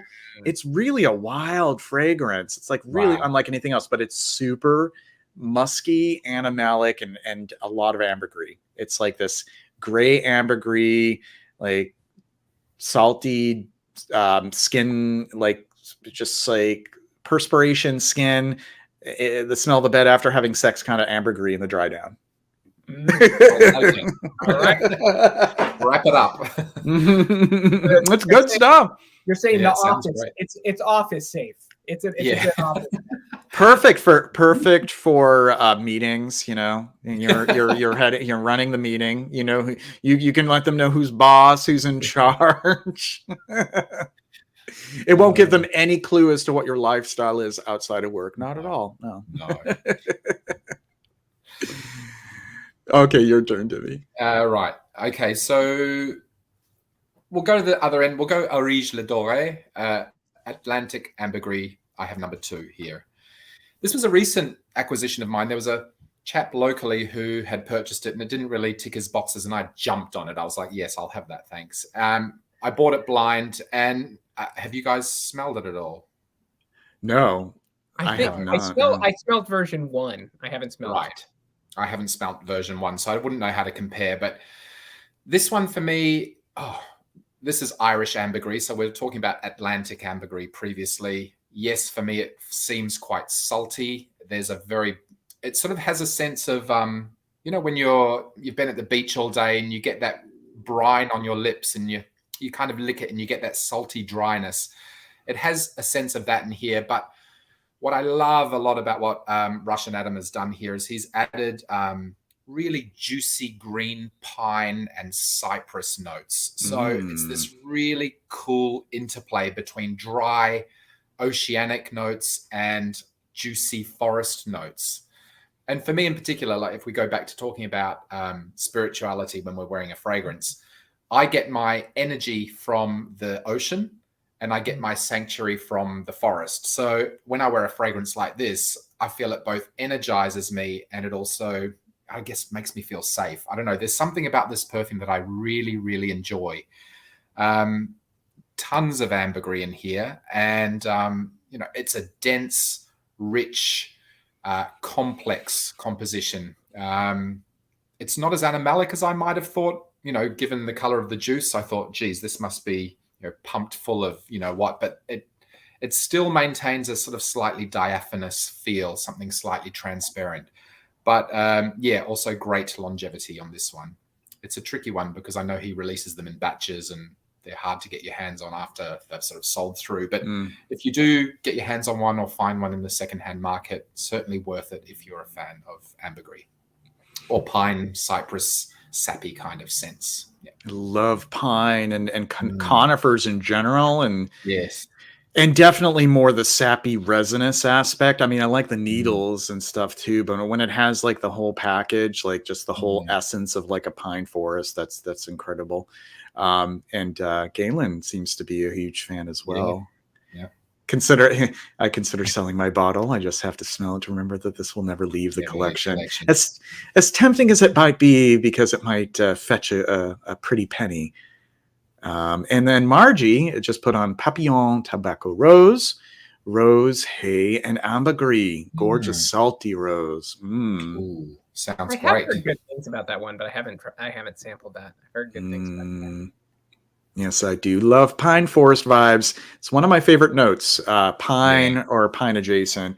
There are a couple of good. There's like a great vintage one from the 80s. I don't know if you guys have smelled. Just talking about pine, taking a brief sidetrack. Phileas by Nina Ricci, an 80s masculine, which is imbued with this beautiful sappy pine needle kind of note. It's a bit like Caron's Yatagan or Yatagan, however you pronounce it. That lovely coniferous feel. Yeah, those two fragrances in particular, I just worship for the pine. Yeah, Yatagan is one of my favorite fragrances, and it has so many facets of what it's like to be surrounded by that kind of landscape of pines and whatever flora and fauna might be found in the pines. It's one of my favorite fragrances of all time. You would desperately enjoy Phileas then, because it's in a similar universe, I think. Yeah, that's what I thought. Yeah, I should grab at least like a smaller. I think you can often get like smaller sample bottles. Yeah. How do you spell that? So it's like Phileas Fogg, Philea. Phileas A-S. Phileas. The reason being they've chosen notes from all continents except for Antarctica. So it's like a trip around the world. It even has like a around the world in 90 days hot air balloon on the box. And the packaging. Yeah. So, Okay, I have one left. I have one left here. So this is from Bill Parfumkunstwerk. It is AIO3. Catchy name. This AIO3. Just wearing my AIO3, you know? Parfumkunstwerk. This is another fragrance that has a lot of ambergris, but also it has a really great usage of an amber woody accord in the dry down, and usually amber woodies kind of get to me, especially if they're heavily dosed. But I love how they're juxtaposed with some accords in this that are very much more reminiscent of the 70s and 80s. Like it has this cypress note that kind of reminds me of Halston Z14. Then it has some aspects that kind of remind me of something like maybe Yatagan or Phileas, or another one like Jill Sander Man, the original one. But there's a modern twist to all of it. And then this ambergris in the dry down. Let me do a full screen so people can see the bottle. It's Which number is this from? This is AI. I think it's AI or AL03. Yeah, So okay. Yeah, I actually have that in the back room. I won't go grab it. So that's another one you and I both have. Yeah, but it is both throwback and modern with an ambergris in the dry down, and amber woods with the ambergris. It's a very unique scent, even though it is derivative of other things. It all kind of comes together in a very cool manner. So that is Biehl, B-I-E-H-L, Biehl Parfumkunstwerk AI03. You'll remember that, right? Yeah. Okay, maybe I should write that down in the chat. I agree. That's a very interesting, unusual fragrance. Because of that weird. I like fragrances that are a little bit old school, a little bit new school in the middle. And that one is particularly weird because in some ways it feels very like futuristic modern to me and very at the same time. It is a very peculiar bit of retro modernity. It's so bizarre because it is kind of futuristic, but it actually uses things from the present time. And it's unusual to see that. I think, often perfumers are like, let's keep this authentic. Let's make this an authentic fragrance from another time and period. Let's not sully it up with anything modern at all. But I think that it can be very innovative if perfumers kind of dabble with, different time periods and context to kind of create something that is evocative of the here and now and the past, and maybe be really creative and introduce a little something that hasn't been done before. And I think all three of those things are happening with this one. So that is my last choice on this table. I think I have all of them covered. Have you though? Have I? Well, I did take the Lombard. This wasn't on the table, then it ended up being taken over here. The Lombardans and the Elixir de Merveille. I took that one as well. I'm never going to be able to say that right. Merveille. I know you do have one there, Joe, and that's I'll talk about this one next. I've only got 3 left, but the one that I was thinking about that you mentioned earlier, which is probably sitting at the apex of my ambergris fragrances, is Encens Mythique d'Orient. It's back there. I can get the bottle. Yeah. I knew you had another. Yeah, this again confirmed by the horse's mouth, teeming with natural ambergris, and you can literally smell it from a mile away. Encens Mythique, I know that it has incense in the name, and yes, it's got wonderful resinous, incense notes. But for me, the star ingredients is aldehyde, which is in the top notes, and ambergris. This fragrance, I mean, as I said in my own video too, I used to wear this religiously. This is actually my 2nd bottle. I have another in backup, and then I've got one of the new versions in backup too. But this fragrance for me, without fail, every time I wore it, people would ask me what I'm wearing. And you've done that full screen thing, haven't you? It's so distracting. Jesus Christ. Sorry, here you go. That's all good. That's all good. Yeah, definitely for the Middle Eastern market. But when I sort of talk about that, I feel like it's been created for a really hot climate, and that's something that we in Western Australia here, we experience. So I think the hot climate really makes this fragrance really diffusive. Again, Titanic sillage. People know when you're coming. They know where you've been. But the ambergris in this is pretty much second to none. In my collection, this is still the shining star of the ambergris world. It has been slightly tweaked in the more modern bottles, like the Ambre Eternel.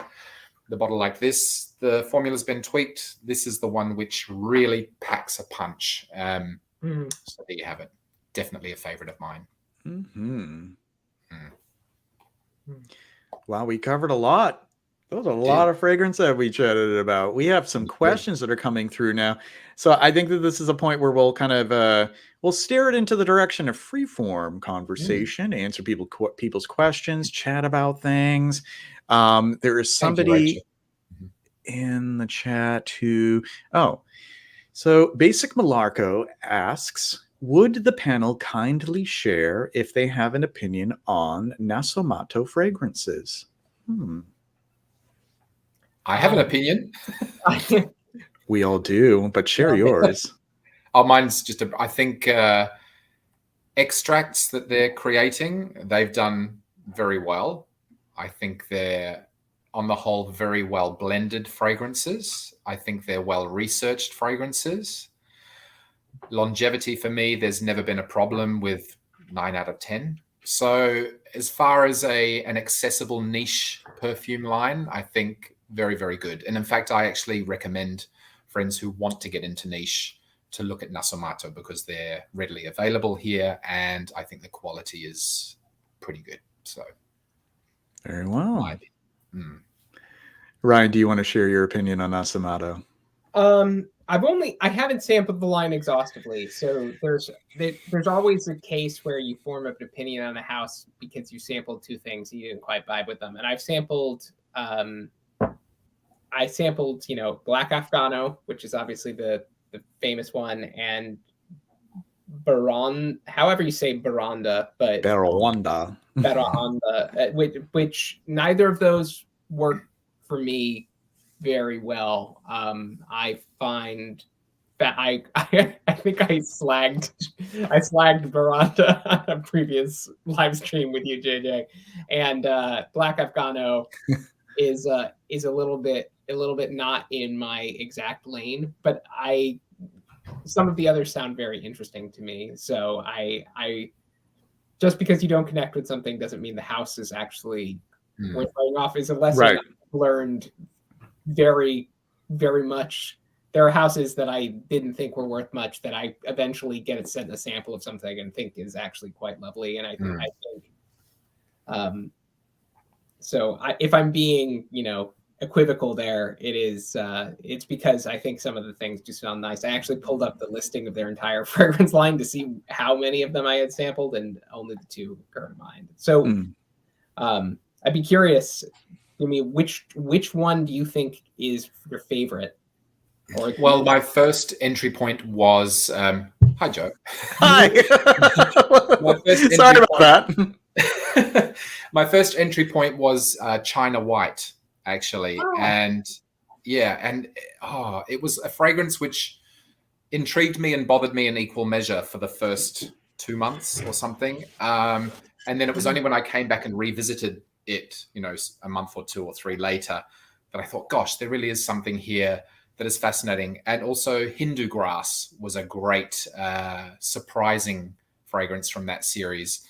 I kind of love anything green with a slightly resinous or balsamic kind of feel. And again, it felt like a very spiritual fragrance for me, that sort of replenishing sanctuary type thing. It just gave a great aura around me. So those two in particular are what tipped me. Things like Black Afghano, it was very singular at the time of its release, and I was wowed. But since then, other brands have kind of come out with similar type fragrances or using similar aroma chemicals and things like that. So yeah, those two in particular, and Narcotic Venus for my wife. She wore that as a beautiful, rich, opulent floral, and I was immediately attracted to it. So those are probably my top two and her favorite for the women. I was pulling them up as you're talking about it to keep them up. Hindu Grass sounds like it might be very much mine. I like that one. That's the one out of the two that I really like. I like that one, and I like Absinthe. I like Absinthe because it's one of I think the better interpretations of an absinthe accord, and I think it's a great usage of cashmere in the dry down.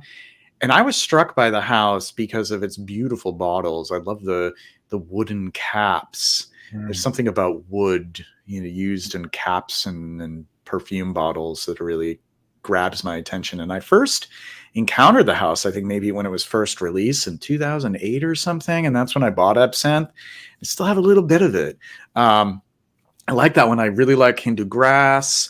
There's a third one, and I'm trying to think of the name of it that I thought was pretty good as well. I suppose I could do what Ryan's doing and bring up the whole line and remind myself. No, I was just going to say, I mean, I love a good absinthe accord. So if that one is really worth checking out, No, that's a really good one. I don't know how it smells now because I bought the bottle when the original line came out, like, and I still have some left from 14 odd years ago. But some elude me. Some are more editorial, like Blamage is kind of a little all over the place, a little confusing, but I think that was intentional. But even if it is intentional, is it wearable? Black Afghano to me is not really, and Amberuando are not really my particular style, but that's the difference between personal taste and then objectively identifying whether it's well done for what it is. And I think that all of the fragrances show a certain skill and artistry to them. So there are definitely other houses where I would be not too kind in my assessment, but Nasomato isn't one of them. I think that it's a respectable house. I'll say that. Yes, I agree with Demi in that respect, and they're accessible globally, which is really good, which can't be said for a lot of houses. So there you have it. We actually have another question. Does Dimitri own Orca by House of Matriarch or Ample Supplant by Les Indemadables? Well, I already know you can. You don't have the Les Indemadables, yes. Unfortunately. You're touching my wounds there, Rachel. But what about Orca?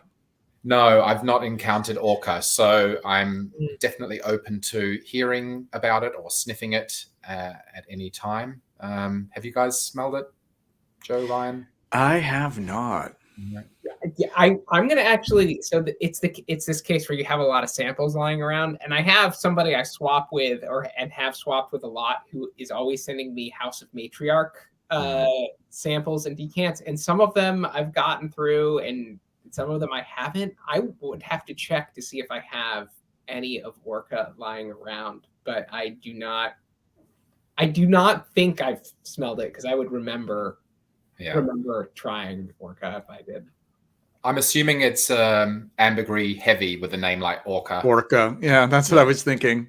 Yeah, so I'd certainly like to have a sniff. I'll need to hunt one down or something. So Dan says, this guy who worked in Harrod's fragrance department once told us no one uses real ambergris. At the time, I believed it, but now I now know some people do use the real deal. Yeah, it's true. People in department stores, I mean, they'll tell you that real things are in there when they're not, and they'll say there's nothing real in it when there is. There's real ambergris in there in perfumes. I mean, it is a tincture, so ambergris is a high impact material. So you need only use a tincture of it and a small percentage for it to have a sizable effect on a perfume. So it is believable. It is truly believable, and I think it's really appearing in a lot of commercially available fragrances. I actually had a great experience in 2014 when I was invited to visit the Guerlain laboratories in Paris. And it was an incredible experience for me because Thierry Vassa had set aside 2 hours of his time to just talk about the house's patrimony and the heritage. And at one point, he asked me if there was anything in particular I wanted to smell. And I said to him, well, I'd love to smell true ambergris because it was the first time I'd ever encountered it as an adult without throwing it away. And he produced this jar, and I sort of smelled it and felt the tension of it and thought it was a really curious thing. And he told me that, yes, Guerlain does use true ambergris. And in fact, they will travel around the world. If somebody were to discover a piece of a certain size, they would travel around the world to procure it. And he produced photos on his phone of different lumps of ambergris that they'd managed to source. So I can hand over heart say definitely some of the big houses do use true ambergris. Chanel is another that uses true ambergris in their fragrance.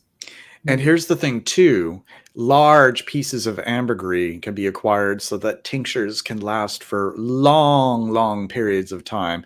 So if there's any concerns about consistency in batches and so on and so forth, that ambergris can be extended for quite a long time before it is expended completely.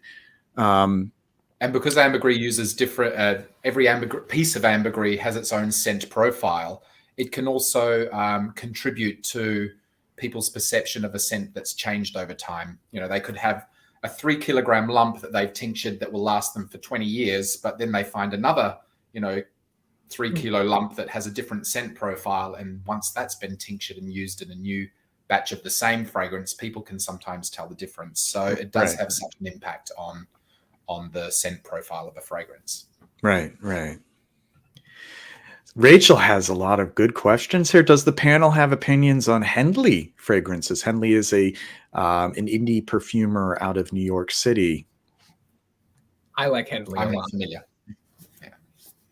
I think he's great. I think he is one of the better indie perfumers out of the U.S. And I think he does some great stuff. I only have samples of his.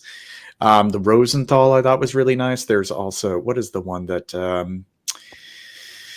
oh goodness, Ryan, can you remember what are some of the ones that he has? I'm trying to think of what the other one that was really good that I have his. I don't know whether it's meant to be pronounced in the French way or as fume, but fume. Yeah, that, or okay, there we go. Yeah. Mm-hmm. Which I love to pieces. I think the bourbon and bourbon eau de cologne are very lovely in that sort of spiced ambery style, very beautiful fragrances. I think he did one called Jupiter at one point, right? Am I drawing that? That sounds familiar. Yeah. Jupiter, which I thought was a gorgeous, lovely, neroli aromatic fragrance.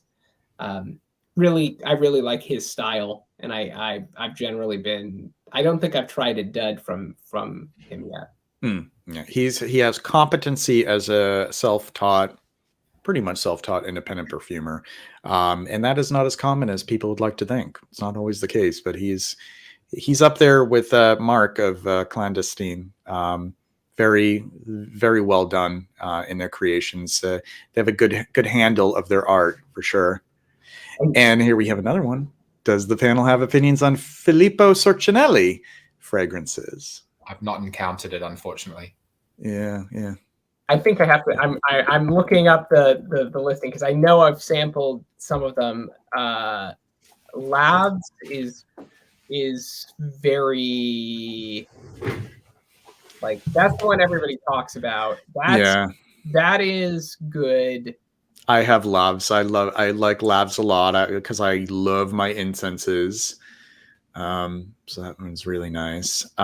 Would love to try more of the ones that are in the bottles that are basically they're organ petals, or what do they call them? Organ, the ones I'm talking about, there were these thin bottles and they're made to kind of look like the implements that you use in an organ.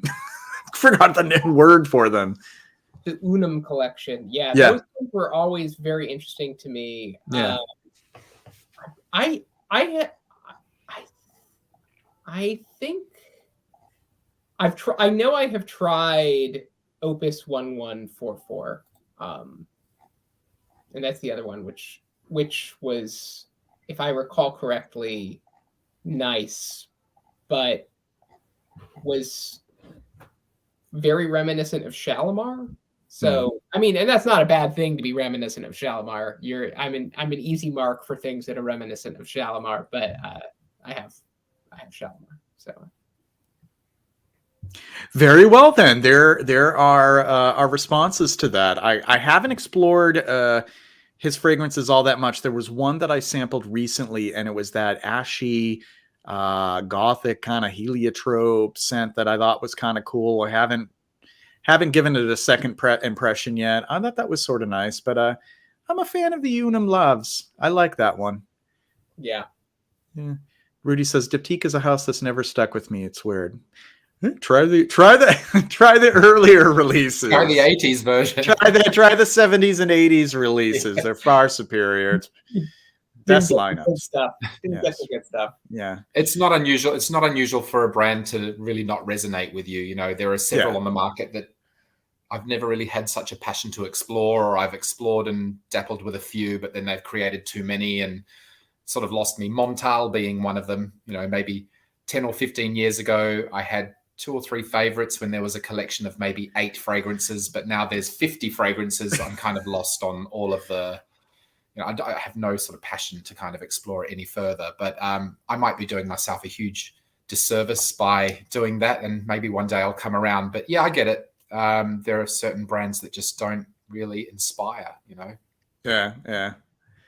Yeah, I mean, I still don't have a full bottle of anything from Amouage, which is considered a cardinal sin, and I would get hate mail, and I'd be doxxed, and I'd get death threats for that because it's Amouage. Come on, But I have samples of Amouage. I think I definitely identify their place in the canon for their historic significance. They're really they're great fragrances, but I can't be smitten with every single fragrance. It's just not realistic as us as human beings to, feel the same affinity.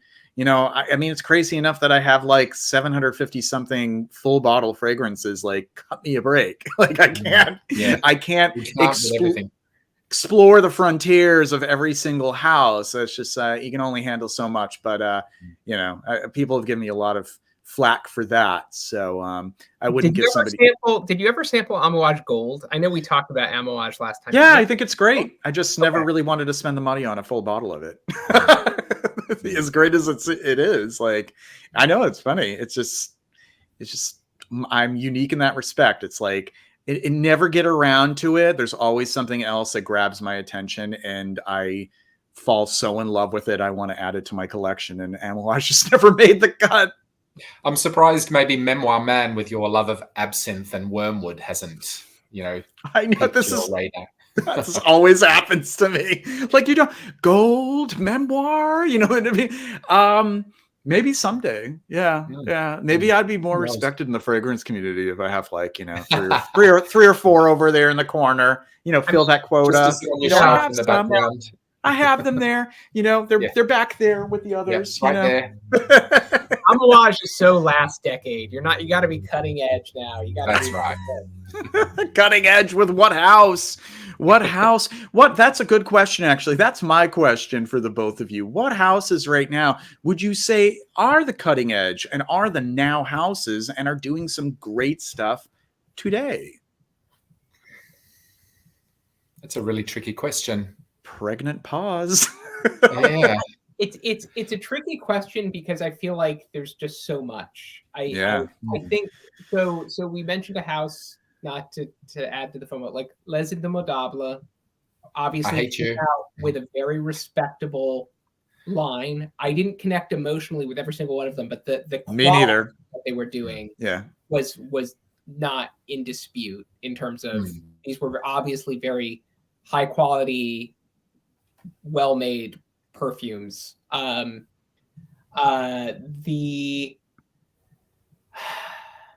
think a lot of the excitement, and you see this in the community, is around independent perfumers right now. I think at the moment, a lot of, for better or worse, a lot of the bigger houses have just released so much stuff that it's kind of almost hard to keep up with, and that impacts the level of enthusiasm people have for it, because nothing sticks around long enough to build discourse around it, and that's a frustration point for me. Like you've seen a lot of houses do this. Like it's kind of a shame. I think we're in a moment of big perfume excess for a lot of these established, especially like the niche houses that have now realized they kind of need to keep capturing attention to generating sales. And I don't fault them for that, but I do miss the days of like a fragrance house coming out with like 6 or 7 amazing fragrances that you saw early on and just kind of like blowing people away and not really rushing to release something every like quarter. One thing I do respect about Chanel for the most part is that Chanel's lineup it's like exclusives lineup doesn't change like the direction of the wind. It feels like it's very hard for me to keep up with, example, with what Guerlain is releasing at every given moment. And I like Guerlain. But it's like the oud trio that they just came out with and all these other things that it's hard for me. it's almost like I don't want any fragrances to be discontinued, but I almost feel like you could have a much clearer lineup for some of these houses if things were culled pretty dramatically, like the Fairlawn art materials line, things like that. They could have that. So it's very hard for me to look around and say, okay, these are the new houses that are doing something really interesting, or these are the established houses that are doing things that are very interesting, because it's very hard to just stay on top of the pulse of what's going on right now. We've mentioned clandestine laboratories. I will always give Mark a shout out. He's a great guy. I mean, we've talked about Henley, but you know who's doing good stuff? Who's continued to do good stuff is our beloved Lorenzo Villaresi. I mean, Ottman's is not an old fragrance that came out very recently in the scheme of things. I think there are a number of houses that just kind of march to their own beats. And that's what I'm looking for now more than anything, is like, if I'm going to get attached to a house as opposed to an isolated perfume, I want that house to have personality and have like a clear perspective on what they're doing. And it's very easy to find that in houses that are managed and run by a single perfumer, like Lorenzo Villaresi, or like something like Andy Tower, whose fragrances are not always consistently a love for me, but I enjoy the way he sees the world effectively through perfume. So I'm always willing to check out his new releases. And then you see like a bunch of artisanal folks. Like I love the house of La Curie. I don't know if Dimi knows that house at all. No. That's a New Mexico based independent perfumer out here that has a bunch of fragrances that are kind of like Southwestern feeling, but are very cool. One of them, called Incendo, won awards for being a really excellent campfire fragrance, and is perhaps one of the most realistic and beautiful campfire fragrances I've tried. Similar to Naomi Goodsir Bois de says beautiful a little bit, but better. But like it's a better version of it. I agree. I smelt it when I was in Palm Springs a few years ago. There was a shop in there that was selling the La Curie, and I was so impressed, because sometimes you go into a shop and you see like a local indie perfumer, and that's what I was expecting. I was like, we'll see where this goes. And I was really floored. I'm like, this perfumer, whoever this is really has a good handle of these materials. Like, that's a good one. Yeah, really great line. Very small indie line that does some great stuff. Galen corrected me. It's Tucson. Tucson. Yeah. Tucson. Yeah, not New Mexico. Is that Astia de Velat? Oh, no. So the perfumer from La Curie is from Tucson, Arizona.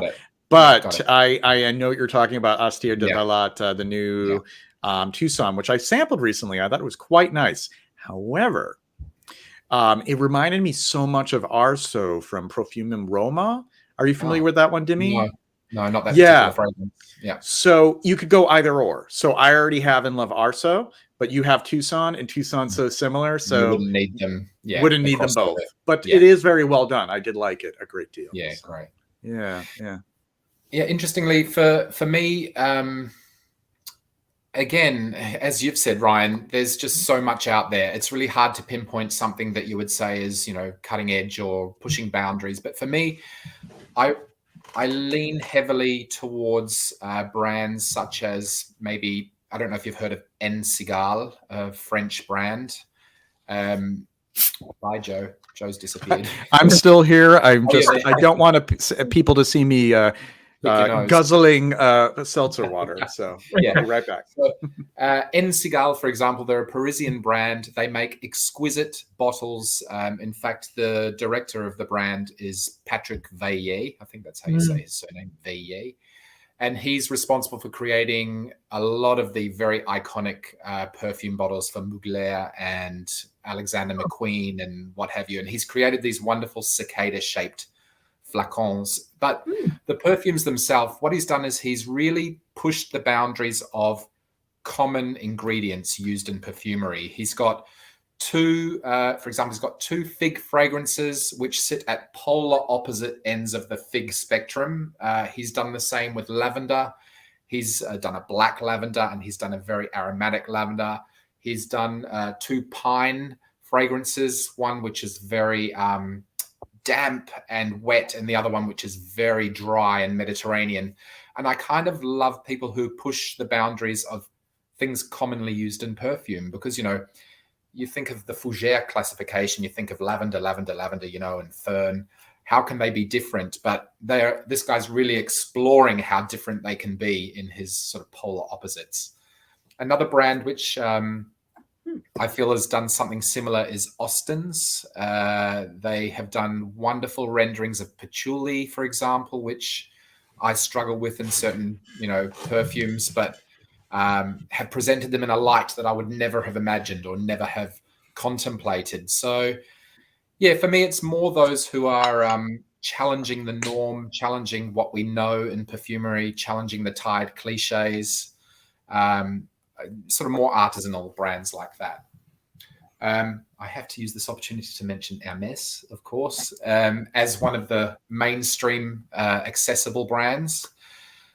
Very dear to my heart, obviously, but I kind of enjoy the fact that they have, rather than follow the cookie cutter, you know, mainstream releases and then an exclusive release, they've sort of got their groupings. They have their colognes, which are for a specific purpose. They have the Hermessence series, which are their wonderful niche type fragrances. They have their jardins, which are all the iterations of gardens. They have their heritage brands like Calèche and Bellamy and things like this. I love that they are exploring laterally in all these different spheres. You know, I kind of enjoy that, rather than, you know, Shalimar Souf, Shalimar Fraiche, Shalimar Low, you know, flanker after flanker. So I think that lateral kind of sight into perfumery I enjoy a lot, rather than just putting flankers out there, one of the other. So I think that's a great call out. I think Hermès, Hermès is hard to find a peer for in terms of how well they've curated and preserved their line, in the sense that there's just a lot of richness there. I've sometimes thought to myself that if I had to, like, you really had to choose only one house and one house only, which house would it be? And there's a lot of great houses in the world with a great lineups, but it's kind of like Hermès as a one-stop shop would be a wonderful, pretty much, yeah, wonderful collection. Just want to interject here, fellas. Jerry 08 asks, does anyone own any creations by Bruno Fazzolari? Another I'm not familiar with, I'm afraid. I have owned a few by Bruno Fazzolari, and I think some of them are really quite lovely. I think Omagoma is the best gourmand I've encountered ever, and I'm not like a true gourmand lover, which is maybe one reason I find that to be the best one, because there's a lot of other stuff going on in that perfume with lovely incense and resinous notes and things like that keep it from being particularly foody. But that fragrance for me is a stellar fragrance. It's kind of, for, if you haven't tried it, JJ, it's a little bit like Vanille Havane, but if Vanille Havane had a lot more going on. So it's like if you took the tobacco vanilla and then threw in a lot of incense resins and stuff in there to create a much more dense experience there, and kind of layered experience for that is kind of what you get there. It's really, really lovely. Now, that does sound very interesting to me. And it's funny that you mentioned Vanille Havane. While I think is superbly done, it leaves me desiring a little bit more. I love a lot from Les Indemnidables, but I not every single one of them floored me and made me, you know, weak in the knees over it. But the three that did, I have them. I'm happy with them. Vanille Havane, it's obviously the most popular one because, you know, a vanillic tobacco seems to be very very popular amongst the, you know, sort of like the mainstream niche. So it kind of fills that kind of desire with consumers. But I felt like it was not really anything that I hadn't really smelled before. Like it reminded me kind of like a combination of Spiritus Double Vanille and the Vanille Absolument / Havane Vanille from L'Artisan. It's good. It's very well done, but I need a little bit more going on with those kinds of things. So actually, if you go back on basis, I think you can find my history of responses to Vanille Havane. My initial reaction was very much like yours, JJ. I kept coming back to it though, because that's one case where the quality of the materials actually ended up pulling me back a little bit. There's just such depth in the particular tobacco accord there, and the particular vanilla it's using, and the particular cacao extract they threw in there. That is like, it's not reinventing the wheel, but there's depth there that I don't find in a lot of peers in that genre, and that's why I ended up snagging it. But like I think it wouldn't necessarily, I wouldn't necessarily recommend people run out and buy it. Those fragrances are very expensive too, I would say, in the scheme of things. The Les Indomables. Les Indomables is expensive. They're $225 for 50 ml. I was fortunate enough to find one on eBay that somebody was selling for a little bit less. Hey, the other two I did buy full retail, but I definitely, I mean, that's the thing. Like I already am trouble. I already have trouble with collecting. So you got to draw the line somewhere. Like I know realistically, I'm not going to be so connected to every single fragrance that is going to be released in a particular line enough to have a full bottle. And the more that I or anybody has that mentality, the less likely they're going to be insistent on being a completist. You curate, you pick the ones that most resonate with you, that most, fulfill you in some, yes. Yeah.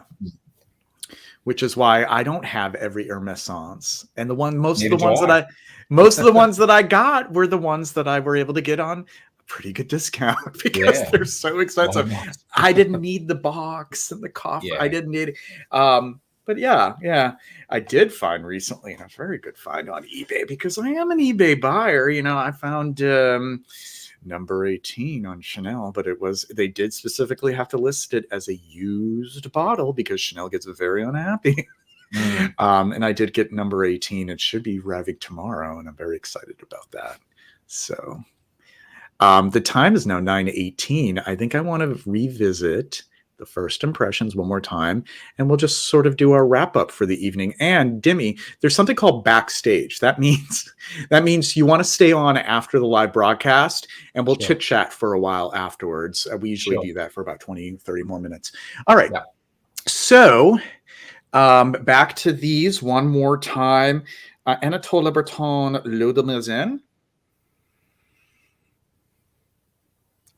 Might have to go full bottle on that one.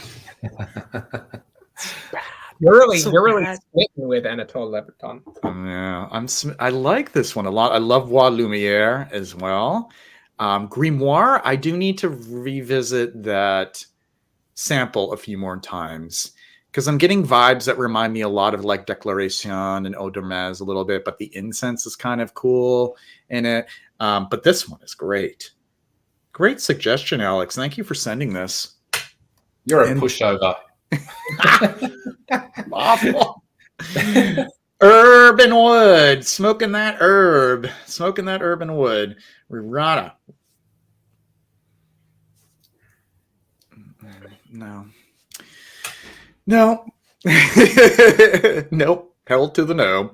I just can't. I can't get past that weird, sweet. It doesn't make me think of marijuana at all. And thankfully it doesn't, because I wouldn't like that either. I do not like a marijuana note in fragrance. That's a note that I don't want in fragrance. It's just, there's no place for it. I don't want to smell like marijuana. And then Carner Megalium. Yeah, It's a really nice dry down. It's well done, but like I said earlier, Olent is a better version of it. So check out Diptyque Olent instead. And the winner for the night is the Anatole Breton. Hooray! The loser is the Herb and Wood. Wah, wah, wah. All right, let's catch up with the chat and close things out for the evening. Rachel asks, is anyone familiar with The Zoo by Christophe Laudamiel? A great cutting-edge house. Also, Christophe Laudamiel is doing a lot of leading work for ethics and perfumery. I know a little bit about that, the Perfumery Code of Ethics.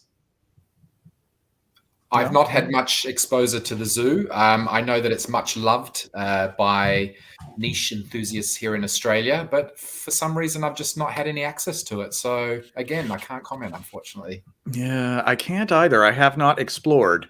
Rachel, if there are any suggestions, let me know. And I'd like to give them a test drive for sure. How about you, Ryan? Are you familiar at all with Laudamiel's work, besides what he's done for larger houses?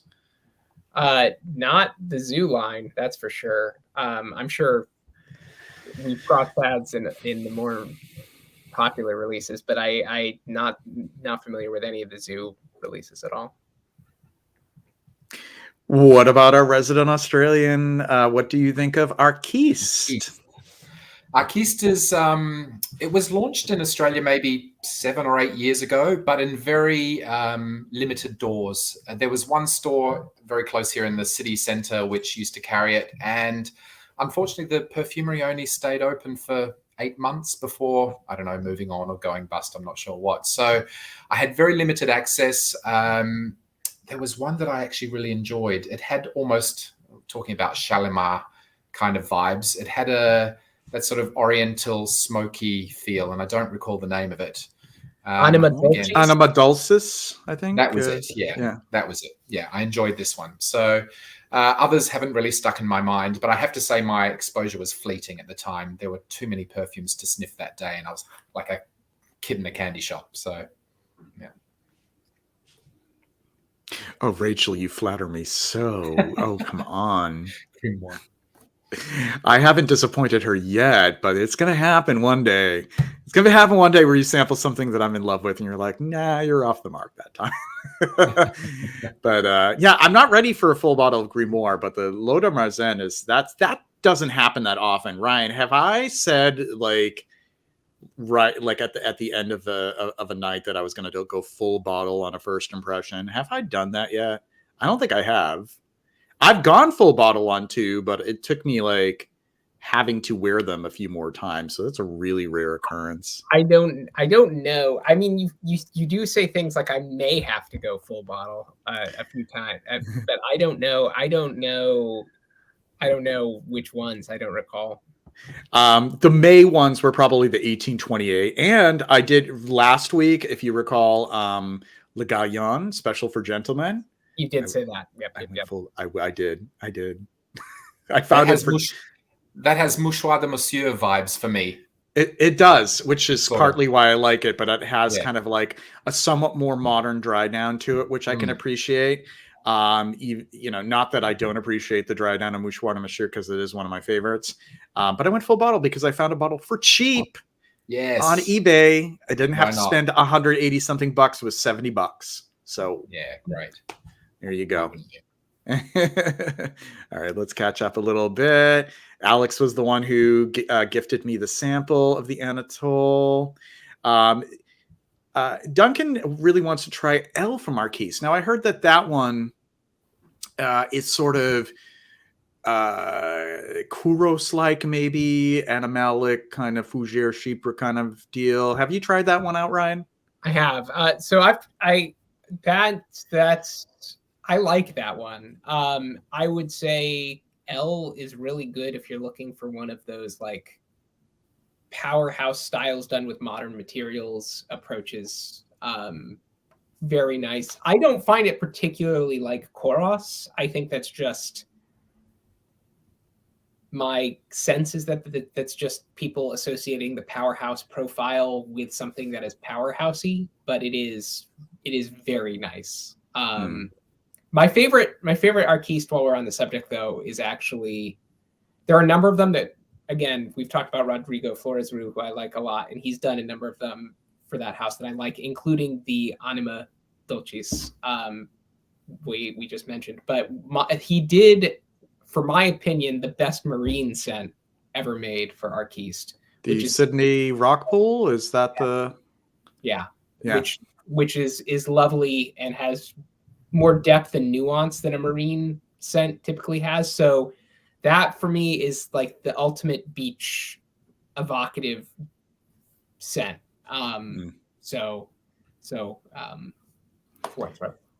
Dave, that one is actually growing on me. It is, because of the Buddha wood that's in it. I did try that another time, so that's actually my rotation of things to sample. It's in this little rotation. So yes, that one I do appreciate. I turned around. I came around to that one. I like that one a lot, actually. So let's see. Oh, Sang Bleu. Well, Sang Bleu, from what I know, is sort of like their version of a Kouros as well, from what I heard. Modern day Kouros. Because we do need a modern day Kouros, don't we? I suppose. And Rachel is a big fan of Sydney Rock Pool. Yeah. I'd like to try that. And also, she just mentioned the one Indigo Smoke. That's which very is Lapsang Souchong kind of tea. I love the sound of it. Yeah. The name of it. I think the bottle is sort of an indigo color. I did sort of like a tea week recently, and I felt like I still want to try like a knockout tea scent. I tried Russian tea from what is the name of the house? They do Monte Cristo as well. What's the name of it? Monte Cristo? Oh, you mean Mask Milano. Mask Milano. Hi, thank you. I tried the Russian tea, and I thought it was nice, but it was kind of a little thin for me for some reason. But this indigo smoke sounds pretty promising. Russian tea for me is, while we're on the subject, is less interesting than the what is the Thé Brun by Jean-Charles Brousseau? Oh, Thé Brun, which I did feature during my tea week, the Jean-Charles Brousseau Thé Brun, which is actually a composition that was done by, what's his name? Pierre Bourdon. Yeah. Yep. That one to me is the more interesting tea scent. And when I sampled Russian tea, I immediately kind of clued into it, and I was like, oh, but there's a lot more going on in Thé Brun that's kind of interesting. It's funny how that works, since that's sort of like a more of like a discount kind of, it's not a high-end fragrance at all. Like you could purchase it for $30-$40. But it's brilliant. I love it. It's one of my favorite tea scents. Opinions on Majda Bekali line. Are you two familiar? I don't even know that line at all. No. I don't know. Sounds like we should. Seems like we have to put them on our radar, I suppose. Yeah. Thank you, though, P.S. You educated all three of us on that one. Rachel agrees it is a Lapsang Souchong kind of fragrance. I love that kind of tea. Have I tried Winter Palace from Memo? It always makes me smile. No, I can't say that I have. How about you guys? Not that. I might have. I again, when you're faced with 30 odd Memo fragrances, I'm kind of I don't recall it. Yeah. It's an overwhelming line with a lot of pretty pictures on the bottles. It's a lot to navigate. I choose those perfumes like I choose my horses by the name, or my wine by the label. It's kind of like, oh, that's a nice label. I'll drink that. So you try that one out. It looks like it's kind of the same with Memo. Oh, look, eyes. Oh, Irish leather. Okay, yeah. A horse. I love the bottles. I love the bottles more than the fragrances, actually. I don't think any of them have really made a huge impact on me, but I think the bottles are beautiful. They're great. Great marketing. Yeah. All right. So the time is approaching 9:30. I think what we're going to do is we're going to take this backstage, and we're going to close things out for the live stream this evening. But this has been an absolute pleasure. Demi, thank you so much for joining us for this. Thank you both. It's been a pleasure. It's been a fun time, and thank you to everyone who has tuned in. Ryan, thank you as always. And we will be coming back next Tuesday with Tammy Loves Fragrances. Tammy is on Instagram. She'll be joining us. And tune in for that. Should be a good time. The topics are yet to be decided. One more thing that came through from Niall, because I love Niall and I don't want to overlook this. Kakite Ano, thanks. Oh, Kakite, okay. Thanks for an excellent live, Joseph, Demi, and Ryan. I'm a huge fan of ambergris, so it's wonderful to hear and talk to others about such a precious perfume material. Thank you very much, Niall. Aroha nui. All right. Well, everyone, have a great evening, morning, or afternoon, depending upon where you are. And we will see you next week. Bye-bye now. Take care. Okay. Ending broadcast in 5.